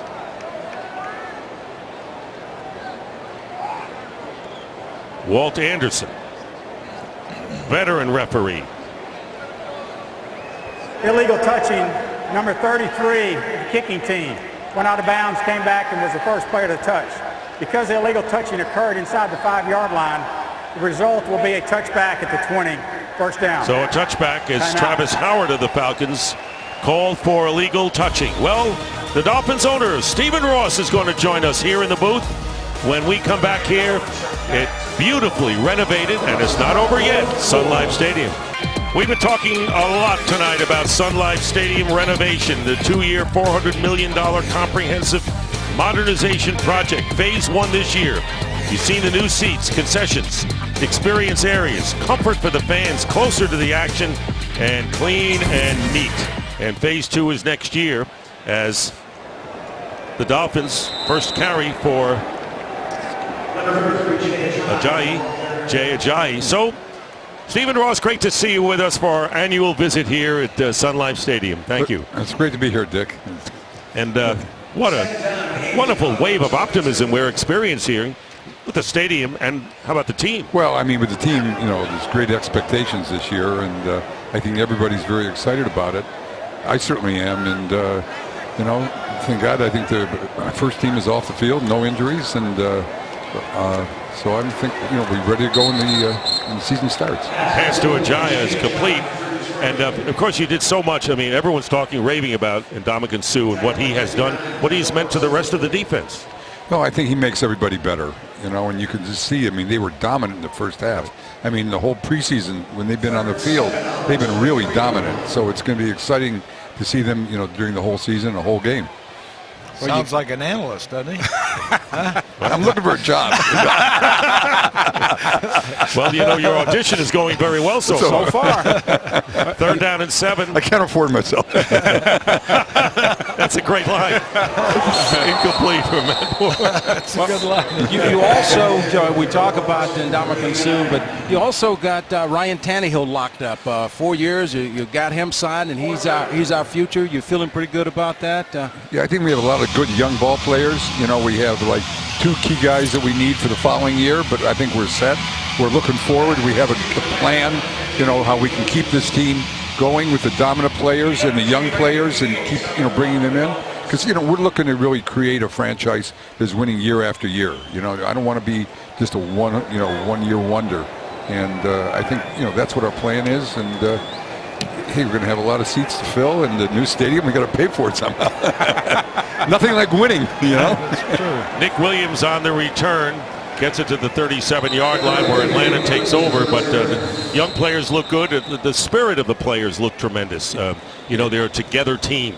right? Yeah, I mean, it's a different team than we've had in the past, and I think they expect a lot themselves, you know, and there's a lot of camaraderie there. We have a good group of guys. Like, our receiver room has never been better since I've been here, and they get along, and the quarterback is, I think, in tune with them. I think that was key. I mean, that's one thing we really emphasized in the off-season, and it's a great receiving corps we brought in. You know, I walked into this place for the first time since last year, and, you know, the closeness of the sidelines is what I felt. And, you know, it gives me that feeling what the old Orange Bowl used to be. The field was surrounded by fans. They're close to the stands are close to the field. And I think this is going to be a home field advantage when the fans get cheering. I like it. I like it a lot. Yeah, when they put the canopy on it, it really make it that much louder. Yes. Also. Yes. You know, but now it's a football stadium. Yes. The other was more of an all-purpose stadium. Yeah. So I think that's going to be very helpful as well. And there's so many great events that you could hold here, football events. I mean, we know what they are, Super Bowls and college championship games. I mean, it's worthy of it here now at this stadium, I think. Well, Miami is a great event city, and the whole purpose is really to have these major events here in South Florida, and you can't do it without a great stadium. And I think it just really befits Miami today, being probably the most aspirational city in the world. You know, and so having a first-class stadium, and I think this is going to be as good as any stadium, if not better, in the country. And as you look at the color of the seats now, the aqua, right. it really looks good versus that orange that. Especially when the people aren't in the seats. Incomplete pass. Yeah. Well, you know, orange is always a secondary color to aqua. Let's face it. Exactly. In this franchise history. As evidenced by the shirts we're wearing up here tonight, too. You guys look pretty sharp. That's right. Wearing the Dolphins color. Also, I want to mention about the management group that you put together. It's probably the great overall group, you know, from top to bottom, as far as football goes. Well, I mean, you know, I always said before, I want to be, you know, best in class and be ahead of everybody else. And I think the things that we're doing with the sports science is probably ahead of anybody else in the league. And hopefully that'll minimize the injuries we have and, you know, keep the players on the field. And that's what it's all about. This is Nick Williams again, as he'll be 2 yards shy of the first down. 50 years of Dolphin football. This is the 50th year. You get to be the owner at the time that we're celebrating the rich history of the Dolphins. Looking forward to this year, the alumni weekend, the big gala. Sure. So I just want to know, can we get you in for the whole week that week? You know, not flying on the day of the game. When is it? It will be the New York Giants game on December 14th. It's the right time to be down here, isn't it? You know that Mr. Ross is going to be here for that one. For sure. Maybe a few days earlier. I thought you were going to ask me who's the best Dolphin in the 50 years. Right. No. We would not do that to okay, you. good. The fans are getting to vote on that. Okay. And Bob Greasy's getting to vote on that. You think he's going to vote for himself? The players get to vote. The fans. Are you going to vote for him? For Greasy? No. I know I don't have his vote. No way. But he will be in my top 50. Okay. Don't the other owners in the NFL enjoy coming to Miami for Super Bowls? I think we'll start getting them. When you look at this stadium and what it's going to be next year, I mean, you know, you hear all the great comments this year. I mean, you know, we're not finished, not even close. I mean, you see the finished product here. I mean, this is a place you're going to want to come. It's going to be really a major event place to be. Well, they love South Florida. I mean, they love the sunshine, and they love. Well, there are things to do during the Super golf, Bowl week, the tennis, the boating, the water, and all that. You don't have to sell me. Lavine Toilolo with the catch, and unfortunately, the Falcons are marching here. They'll have a second down and 2 at the 25-yard line. And I have a question for Stephen after this play. Geez. Now, Stephen, you know, we have a former quarterback from Purdue here in the booth, and I know your Wolverines face the Boilermakers this year. Anything to say, Purdue, Michigan? But we have a former quarterback also at the helm at Michigan, and he's a good quarterback, and he's a hell of a competitor. So Jim Harbaugh. Yeah. I think he's going to do well. I think so as well. I really do. I mean, he's done well wherever he's been, yes. and certainly, you know, Michigan alumni are expecting a lot there as well. From the 21-yard line.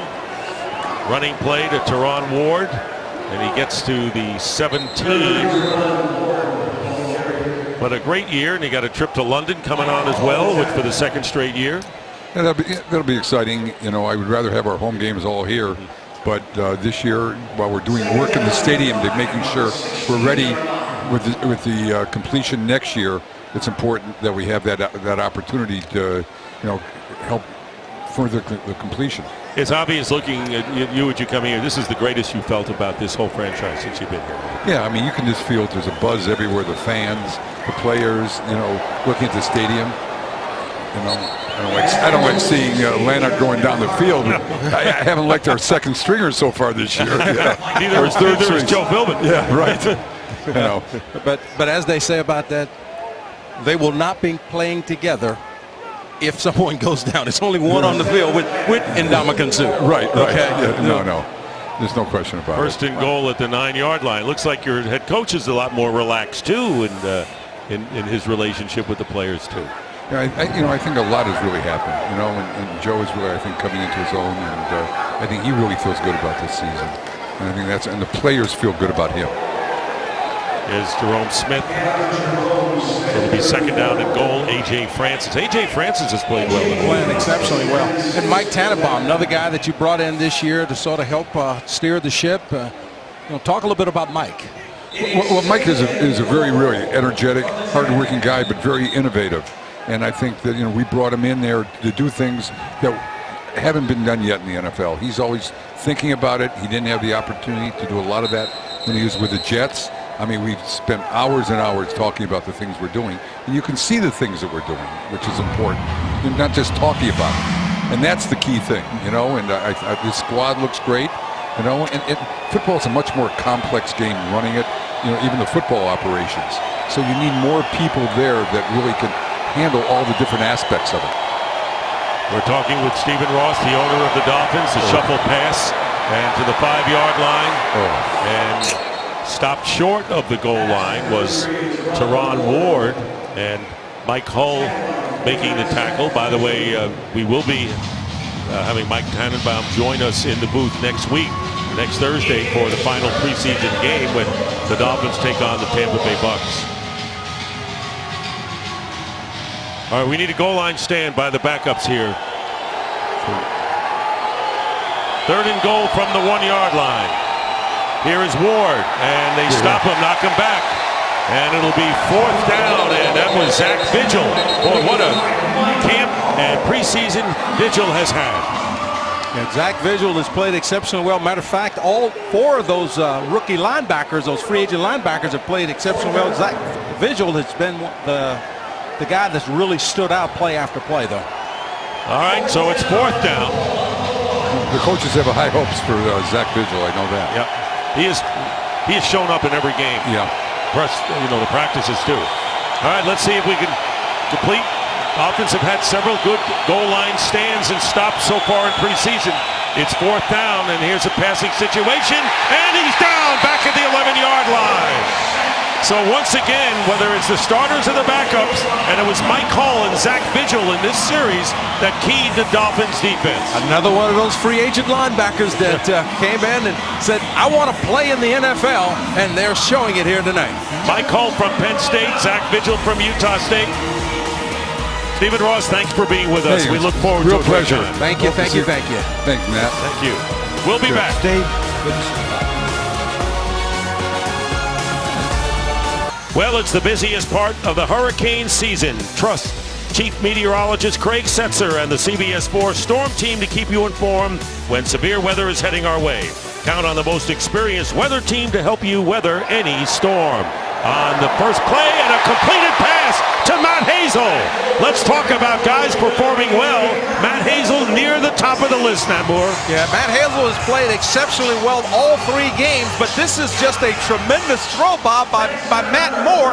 He sees the corner sloughing off. Now watch him throw it up and over on the corner that was dropping off. Just a great throw and catch. Across the field and good protection. It takes quite a while to wait for him to get across the field. 27-yard gain, and Jarvis Landry cheering on a fellow wide receiver. Handoff to Jay Ijaya. And Ajayi from Boise State, first time we've seen him in preseason. Yeah, this is the rookie that everybody's been waiting to see. Ajayi is Boise State. You know, he scored a total of 32 touchdowns as a senior last year. So, you know, the fans are waiting to see him put on a show. And he's had his best week in practice. Coach Philbin told us yesterday it'll be 2nd down and 4 on the 45. Ajayi again showing what he can do, and this is his opportunity here. He gets 8 yards, and it'll be a 1st down for the Dolphins. And Ajayi is the one big back on the football team.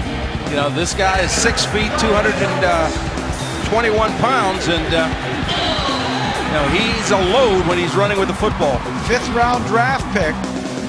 Catches the ball well coming out of the backfield as well. 1st down at the 47 of the Falcons. Ajayi remains in the game, and on a play fake and a completed pass to Stoneburner. Jake Stoneburner, the tight end, gets downfield and a 1st down, and they'll mark that inside the 30-yard line, picking up 18 yards. They'll mark it at the 30. That little fake there holds the linebacker, which allows the tight end to get behind the linebacker, and the pass is complete. 1st down now at the 30, and I'll tell you, the Dolphins' second team is playing fast. Too fast.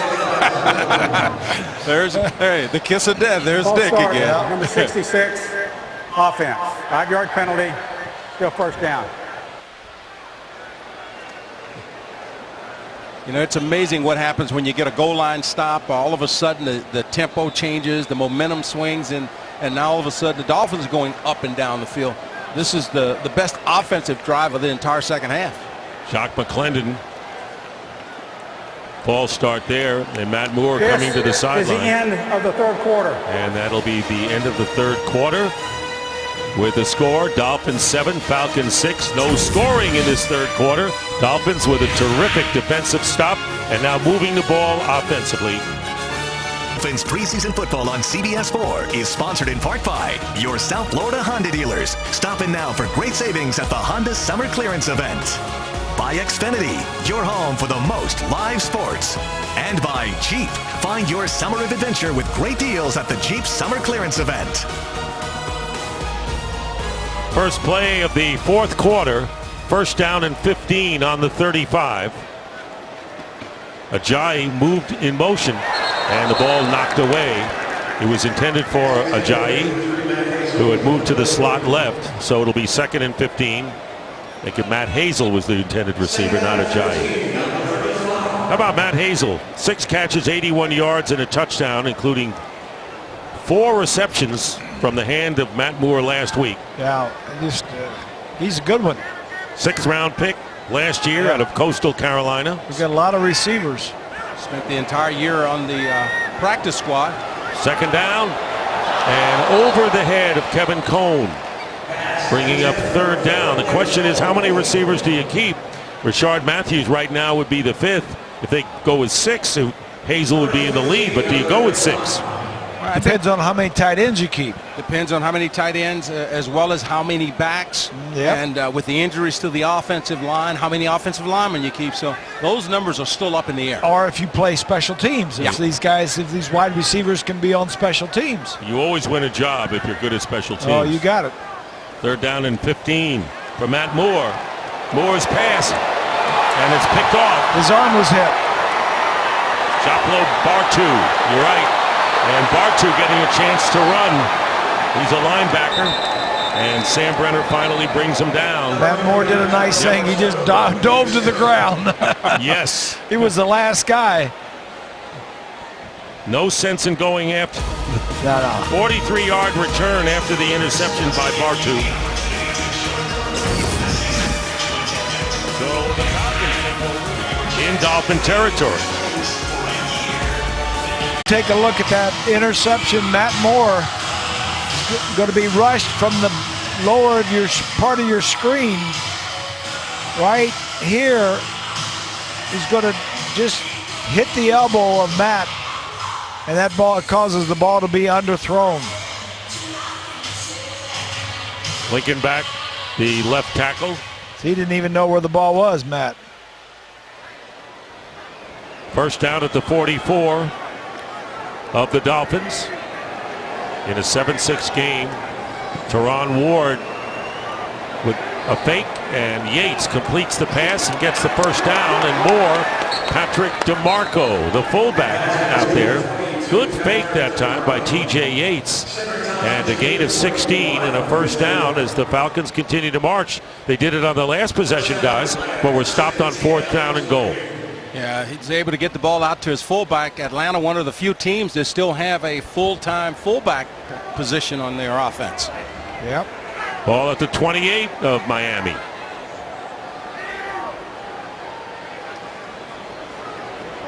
Short drop by Yates and just overthrows open fullback DeMarco again there as his target.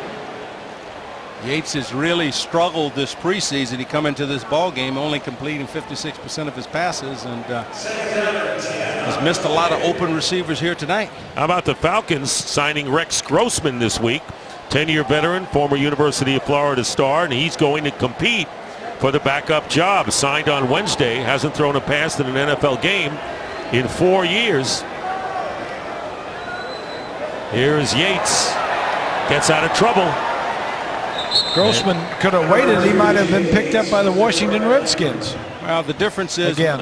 but the difference with Rex Grossman is he was in Washington with Kyle Shanahan. He knows that offense, so you know, for Kyle to reach out and bring him in. And Kyle Shanahan is the offensive coordinator. Yeah, for the Falcons. Yes.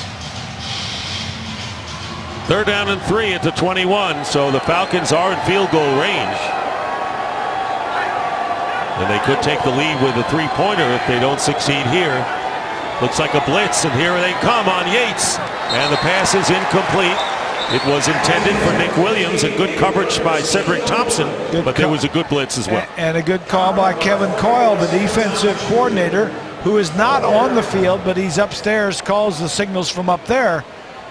Opposite of what Bill Lazor does, the offensive coordinator on the sideline. Bill Lazor said, I was upstairs and then I was downstairs because I was asked nicely by the head coach and the quarterback. 40-yard attempt by Matt Bryan, trying to give the Falcons the lead here early in the 4th.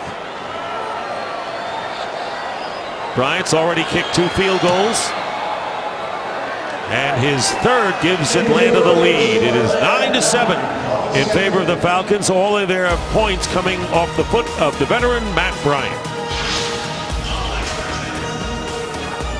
And sideline chatter, Joe Rose tells it like it is. Catch Talking with Joe every weekday morning from 5 to 7 a.m. on CBS 4, the official home of your Miami Dolphins. Was that a bobblehead of Joe? Joe with a bobblehead? He's a living bobblehead. I think that was a bobblehead. He's a living bobblehead. There's Joe Rose with Jimmy Cephalo doing the radio broadcast. And Bob, you joined them in the regular season. Yeah, I don't get a word in edgewise with those two guys. That's nice. I'll tell them you said that. I'm just kidding. No, but I know a lot of people who listen to the broadcast and said they like you a lot. Christian Jones bringing it out. They said, are you sure? And they said yes. And he's a former general manager in the NFL. He says, I love what Greasy has on that radio broadcast. Sorry, I have to praise you. Michigan may beat Purdue. Michigan may beat Purdue. No way. New quarterback is Josh Freeman. By the way, McLeod Bethel Thompson, who is battling Freeman at this point for number 3 if they keep 3. Out with an oblique. He's a good guy. He's a lot of fun. He and Cam Wake having a little fun there. Hey, Sue's a very bright guy. You know, some of the things you see on the field, he's a very intelligent guy. Mike Gillislee picks up a 4 yards on first down. Freeman, 6 of 21 passing for only 29%, 1 touchdown, 2 interceptions, been sacked once. So this is an opportunity for him to reverse the way it's gone. Yeah.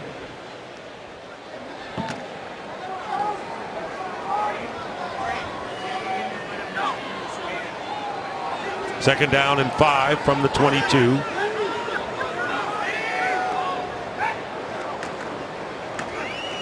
Here's Gillislee. And Gillislee may have a first down. Well, in talking about Ndamukong Suh, he always continues to talk about a Lion teammate, former Lion teammate. Bo, tell us about it. All right, time for your player profile brought to you by Dodge, and it is Ndamukong Suh. And Ndamukong Suh, a guy that really has become a mentor to Jordan Phillips here for the Dolphins. Now, very out of character for Ndamukong Suh. Really didn't come out of college that way, but when he ran into Kyle Vanden Bosch, another former Nebraska Cornhusker and 3-time Pro Bowler for the Detroit Lions, Vanden Bosch kind of took him under his wing and mentored Ndamukong Suh, taught him what it meant to be a pro in the National Football League. Now Suh has taken Phillips under his wing, and he's become the protege to Ndamukong Suh, who's become a mentor, just helping him understand the pace of the game, what he has to do to be a pro, what he has to do to make plays, and what he has to do to be successful. So the protege now has become the mentor to a new protege of his own, guys. And well, he should carry it on. Well, and not only has he taken Phillips under his wing, but you're seeing that all up and down the defensive line, where everybody now is getting after it with a different excitement and speed, a tempo change. Gillislee got the first down, but now Ajayi has come back in the game, and Ajayi, with a penalty marker down, makes the catch.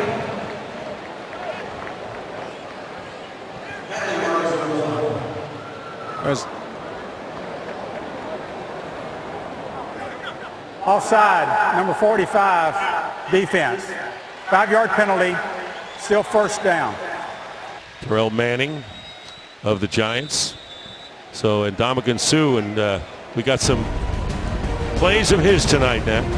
Well, he's just been a force all over. You know, he's been getting double teamed, getting blocked by both the guard and the center, and he just drives both of them back into the backfield, creates pressure on the quarterback. You're talking about a motor. 1st and 5, Ajayi carries to the 35. Jock McClendon is now at center. But, a mix on the offensive line. We told you a lot of the personnel here to wrap it up, but he is the centerpiece of this defense now. He is so quick. And not only is he quick, but he is powerful. What's the guy weigh? He weighs 320 pounds, 6'4", 320 pounds, and he is quick as lightning. Well, he's got great feet, ex-soccer player that, just has that athleticism that allows him to do things that you don't see most big men do. What a catch by LaRon Byrd, and a flag coming down right after. 18-yard play pending the call. I don't think it could be against Byrd, do you think? No, I wouldn't think so. I think it's going to be targeting. Cleveland Brown. Hitting a defenseless target.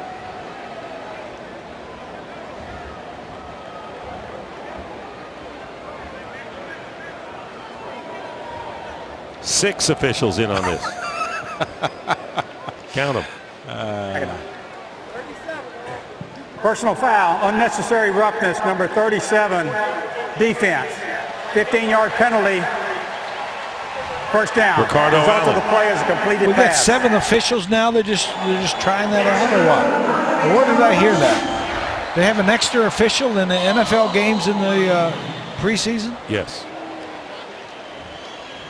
First down is the result of the personal foul, but a good catch made by LaRon Byrd in traffic and holding on to the ball for 18 yards. Now at the 33. Freeman handing off to Ajayi. Guys, this is Ajayi's first action, and you've got to be impressed with the way he stays in the hole. He's a powerful man. He catches the ball well coming out of the backfield. That time there was penetration right away. He was able to sidestep the tackler and then get back into the hole. So they were excited about him. Coming in, drafting him in the 5th round. Looked good in the spring. Got injured in the scrimmage at FIU. Hadn't played in preseason until tonight. Yeah, it's important for him to get back and show what he can do in these last 2 games. Mike Gillislee is now in there, and this pass is caught, and a first down inside the 20 by Tim Semish. This is the best we've seen Josh Freeman in the preseason as well. I like Freeman. You look at him and you see him throw the ball. He's accurate. He gets it off on time. I don't know why. I don't know what happened from a first-round draft pick a few years ago at Tampa Bay to now. But huge year for the Buccaneers as well. Great touchdown interception ratio. His first year. First down, and Gillislee picks up about a yard or two. The other quarterback, as we mentioned, out with an oblique injury, McLeod Bethel Thompson. Coming up, limping a little bit is Mike Gillislee. And comes out. Gillislee coming off an injury from last year. Sat out the entire season last year. Ajayi replaces him. Second down and 9 on the 17 of the Falcons. Freeman has the open man, Ajayi, out of the backfield and gets hit by big number 90, Stanley Maponga, but gets 3. Hey guys, let me say this to you because I see it happen time after time again. When you're a rookie, you're so used to, when you're in college, you're so used to putting a move on, making somebody miss you in the open field, and then you can go and score. These guys in the NFL are so fast, so quick, that you make one move and you got to go. Because I'm watching guys dancing, and then they're getting hit from behind. Yeah. That's good. Well, he'll see that on film. That's good. And he'll find out, hey, at this league, at this level, I can't do that. Can run, but I can't hide. Third down and 6. Freeman deflected, incomplete, going for Kevin Cone. So it's 4th down. And Andrew Franks will come in. He has yet to attempt a field goal in preseason, battling Caleb Sturgis, the incumbent. And so here is Franks with Dar holding. Both rookies. And this will be a 32-yard field goal attempt. RPI, Rensselaer Polytechnic Institute. I'm glad you told me that. Every little bit of information helps, Bob, believe me. And here is Franks with the field goal attempt. It's good. So the first points for the Dolphins since they scored the touchdown on the pass to Rashard Matthews, and it's now 10-9. Seesaw game. Dolphins lead by 1. 7:05 remaining in the 4th. Hands up there are telling us. And well, I'll tell you, some of those great clubs are beautiful to watch thanks to your hospitality, Matt Moore, earlier before the game. Oh, this is a renovated stadium, but it's a new renovated stadium. And, you know, that shot that we were looking at there is now the 300 level. It used to be the 400 level where they took out the seats, and now you've got fine dining and et cetera up there. And, you know, once the canopy goes in, it's going to be all shade. And just a perfect situation if you want to come out and watch a football game. No, without question. Well, Andrew Franks did his job. He kicked it out of the end zone. So the Falcons will take it into 20 when we come back to Sun Life Stadium after this. Well, earlier tonight, we asked you to participate in our trivia question brought to you by your Broward Dade Hyundai dealers. The question, the Dolphins were one of just 3 NFL teams last year to have a 4,000-yard passer and a 1,000-yard rusher, a first, believe it or not, in franchise history. And can you name the other 2 teams? Well, let's see what some of the fans tweeted to us before we tell you the answer to this. All right, the 2 teams that were in the Super Bowl, new. 1st and 10 at the 20, by the way. Seattle and Philly, new. Does Nat Moore know the answer? New. I know one of them. And here's the Teron Ward with the run. I guess one's got to be Dallas. Seattle, new. Okay, Ryan Tannehill and Lamar Miller obviously were one of the 3. And here's another one, Pittsburgh Steelers duo of Ben Roethlisberger and Le'Veon Bell. And the Packers, of course, got to have Aaron Rodgers and Eddie Lacy. I would have thought for sure that Dallas would have been one, you know, especially with the year that Des Bryant had and Murray had. Second down and 2 for Yates, under siege, and down he goes at the 24, thanks to Anthony Johnson from LSU. LSU produces good players, it seems, all the time. Oh, yeah. Especially defensive linemen and wide receivers. Yes, I would say so. How about defensive backs? They've had quite a few great defensive backs, but they specialize in D linemen and wide receivers. How about the Dolphins? 6 sacks tonight. Big night for the defense. It's raining, by the way, and it's raining pretty hard. 3rd down and 5. And Anthony Johnson moved. We had a shower Neutral zone earlier. infraction, number 76, defense. 5-yard penalty, still third down.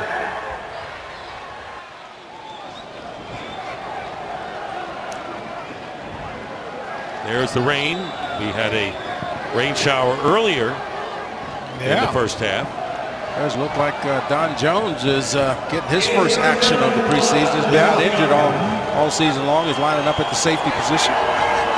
Third down and inches. They were 3rd and 5, but the 5 yards did not give them the first down. So it's 3rd and inches, and Yates giving off to Teron to make it Jerome Smith. And Smith getting 3 yards in the first down. As we have under 5.5 minutes to go. Mike Hull from Penn State, Zach Vigil from Utah State. 2 undrafted rookies.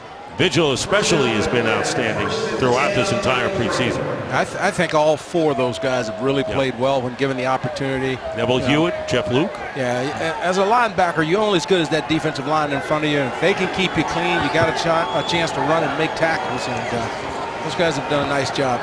Tip and incomplete. David Toilolo was the intended receiver.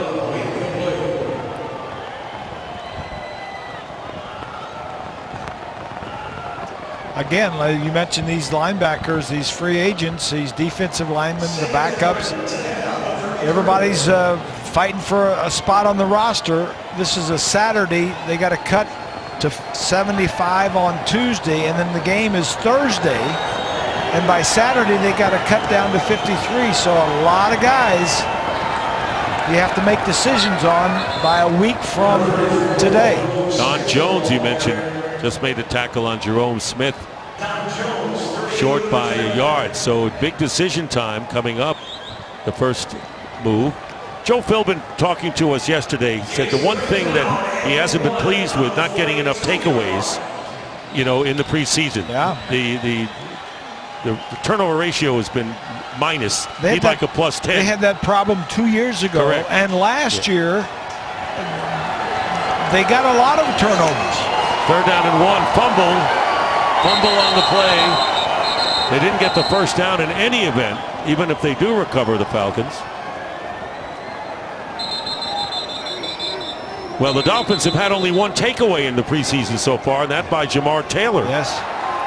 And it's recovered by Miami. The Dolphins now have a takeaway. It's amazing. If Dick Stockton says it, it happens. If he starts talking about it, It's about time you guys realize that. It's taken us 4 years for you to finally DeAndre Coleman recovered. For tonight's Kids Camp, presented by Everglades Holiday Park.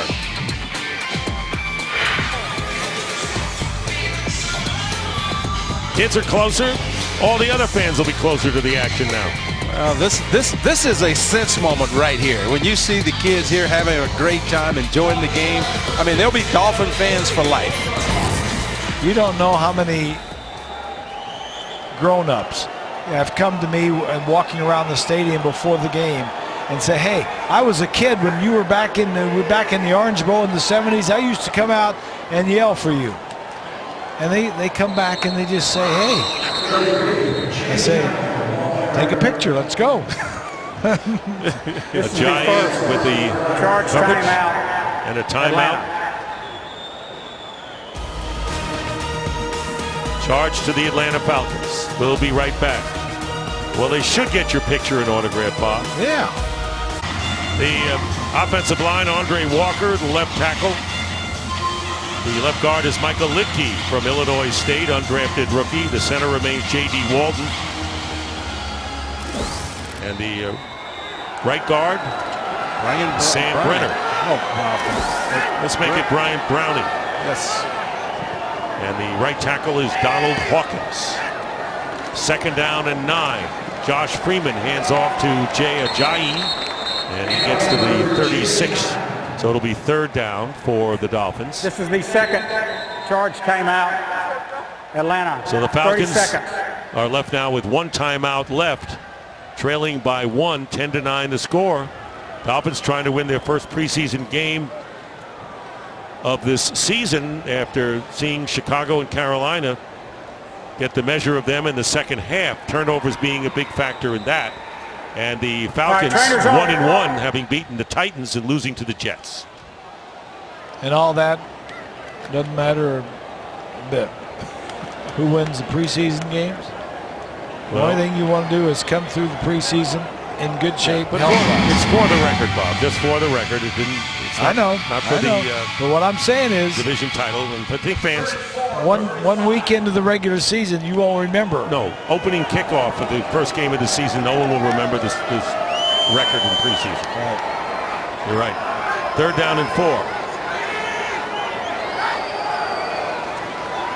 Josh Freeman gets time out of the backfield cone, and he makes the reception, but short of the first down by a couple of yards. So here comes the field goal team on. This is the third and final timeout, Atlanta. And the Falcons 30 have seconds. now called their third and last timeout. Well, now this is where you look at and you say Atlanta won that battle. They were able to stop them, use their timeouts successfully, force them into a field goal try. Now if you're Joe Philbin, you're not really happy with your offense right now because but you're happy. You're happy with a chance to score, but you really wanted to maintain the football. 4-minute offense, hold on to the football, go down and score. Yes, but now you're happy to get to see the field goal kickers, another test for the other field goal kicker. 51-yard attempt for Andrew Franks. He kicked one earlier, but this will be the longest for him and the longest one attempted for him in the preseason. 51-yarder attempt by Andrew Franks, and the kick is good. Wow. Impressive. He may have made it this club or one of the other clubs around the league. All right, so the Dolphins now lead it 13-9, and here is tonight's game menu brought to you by Coral Springs Auto Mall. We've talked about the improvements here at Sun Life Stadium. The concessions are part of this as well. 6 new local restaurants. Well, why don't we let Rudabeh really explain it to us?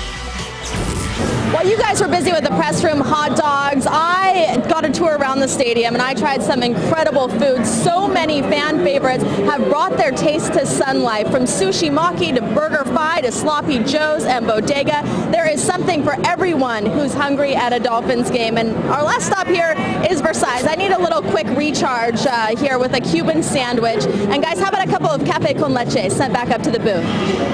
I'll go for that. Hey guys, I got a chance to try it all yesterday, Bob. I went off the diet. Did you? Did you? They were. Did you try it all? I tried every, and it was all good. I go for the Cuban sandwich. I told him that Shay normally does Cuban sandwiches for us, but as good as the Cuban sandwiches were from Café Versailles, you tell Shay it's okay. Hey, how about Andrew Franks? 2 kicks out of the end zone on kickoffs and a 51-yard field goal, getting the congratulations from his teammates. Some NFL team just let their field goal kicker go. I don't know if they had another one on the squad or they're looking around, but we've got 2 of them on our team. Well, you got Caleb Sturgis, who appeared to is the front runner without question. So how do you guys look at this now? Well, I look at it as Franks has just shown everybody in the NFL that he can kick under pressure. It's a 51-yard field goal with a chance to seal the victory, hopefully, if the Dolphins are able to keep him up from scoring a touchdown. But that's what you want. You want to get something on tape that the other 31 teams look at and say, can this guy do it? And in a crucial situation, he knocks in a 51-yarder, plus he's knocked 2 kickoffs out of the end zone. Can't ask for more. Strong leg is what he's showing him, and accurate. 8-yard pass. It's 2nd down and 2 at the 28. And yes, the games don't really mean much as far as the result goes, but this defense wants to keep Atlanta out of the end zone with 3:20 to go, just to say, hey, we kept the Falcons at bay, they didn't score, and we held our lead. Well, I think that's the whole key. When you settle for that field goal, you say that now it takes a touchdown to beat us, and defensively in the second half, you've not been able to do that. So here's another opportunity for the second and third team defense as they're sort of paired together to be able to get that critical stop and win a ball game. Well put. 1st and 10 at the 32. TJ Yates. And the catch is made, and a good play made by Carlton Mitchell. And a 20-yard gain.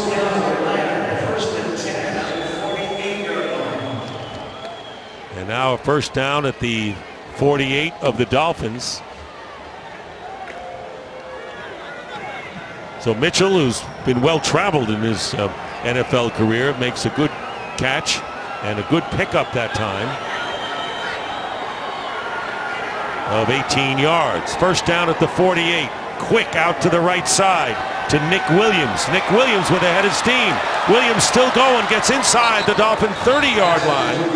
And another big gain this time. That for 20 yards. Neville Hewitt making the tackle. Yes. Remember, as we hit the 2-minute warning here at Sun Life Stadium, that the Falcons are out of timeouts. But they threaten. They're on the 29 of the Dolphins. For the final game of the preseason, the first overall pick of the 2015 draft, Jameis Winston leads the Buccaneers as they look to establish a new era in Tampa. Our coverage begins at 7 p.m. and continues after the game with an extensive CBS 4 post-game show. Bucs and Dolphins this Thursday night on CBS 4, your official home for the Miami Dolphins. 2 minutes remain in the fourth quarter.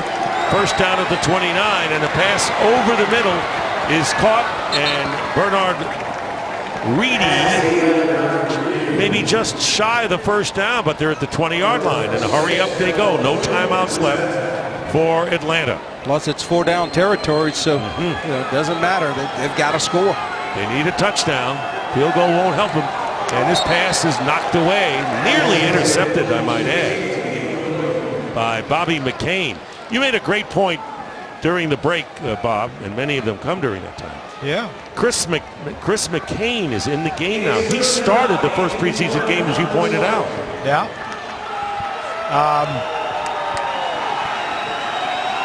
He's been banged up a little bit, and now I think they wanted to see, they've got him a defensive end, and they've got him rushing the passer. And it's a great opportunity for him to get some good work at rushing the passer. 1:35 to go. Jerome Smith picking up a couple of yards, and a flag is down. I think it's a first down. It is a first down. Yeah. And a flag is down as well. I don't know where that flag is. But the officials are discussing something. Well, and this is where... Okay. Ruling on the field is a fumble recovered by Miami. First down. Really? Wow. Really? When did that happen? When did we see that? The ball came out, and saw the Dolphin run in and scoop the football up, but Neville Hewitt, very surprising. Neville Hewitt dancing off the field, had to recover it. You want to talk about a replay we'd like to see again? Yeah. Here's another look at it. Initial hit made by Don Johnson. I don't know. Yeah, the key is was his knee down when the ball came out. Exactly. Neville Hewitt would have forced it if that turns out to be the ruling. And it's the ruling on the field of a fumble and recovery by the defense is under further review. And this is a booth review. No challenges in the last 2 minutes of either half. Yeah, I'm not so sure about this. I'm not so sure either. I don't know if you can see when the knee was down and when the ball might have come out. Indisputable visual evidence. Indisputable. And I don't know if we have that. Well, and you said that the challenge is coming from the booth. Question for you: if you don't have a timeout left and it's not inside the last 2 minutes, you get a break. Because you can't challenge. Right. You can't challenge, but the thing is, it was a fumble. It's ruled a fumble, so the clock doesn't stop for you. You have no timeouts left. You just lost the ball, and you better hope that they reverse the call. No. What Nat is saying, if you don't have a timeout left, yes, Because if you challenge, you lose a timeout. You're outside the 2-minute warning, and you got like 2.5 minutes, and you don't have a timeout. You can't challenge. You can't challenge. No. That's you what can't Matt's challenge. saying. Yeah.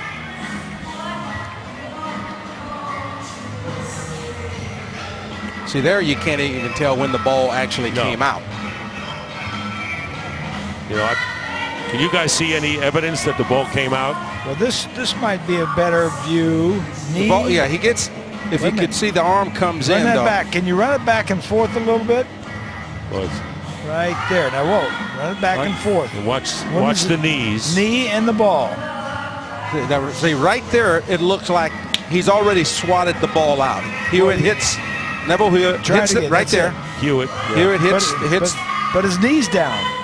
But Maybe. the ball, I can't see the ball loose, though. Yeah. It's kind of hidden. You're right. Like, you can't see the ball loose, but the knee is down. It's be interesting. Indisputable visual evidence. I think you can dispute this. But that's just one vote. To reverse it, yes, you got to have indisputable. Yes, I think that. After reviewing the play, the ruling on the field stands. First down, Miami. Well, maybe they saw something that we didn't see. Correct. Well, I think what they saw is that as Neville Hewitt's arm comes in, he swats the ball, and it disappears as the knee's going down, which means he didn't have possession of it any longer. And I wonder, and our guys in the truck will tell us, could they have seen a different view than we saw? No, they have our feed. Okay, I got that. They have our feed. Do they have Atlanta's feed as well? No. No, they're looking at our feed. That's the way they look, the home team's feed. So, so that's they saw what we saw. Rain continues, but the Dolphins have the ball, and the Falcons are out of timeouts with 1 minute remaining in the game. Can I clean that up with just a tad with what you just said about they saw what we saw? Yes. No, they saw what I saw, because you guys both said they were going to reverse it. No, we said you need indisputable visual evidence. Well, and Nat said it was. Nat said to him it was.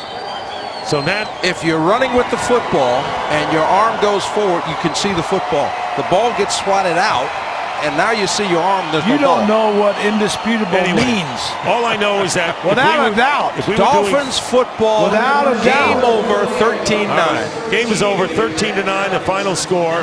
And if we were giving 3 stars tonight, Nat Moore would be our #1 star without question. Right, Bob? That was Paul Solii that came over, number 96, that said hello to Joe Philbin. Solii was on our team for the last 3 or 4 years. We got a lot to talk about in the post-game show, but once again, Joe Philbin has to be so pleased with what the first team offense and defense did.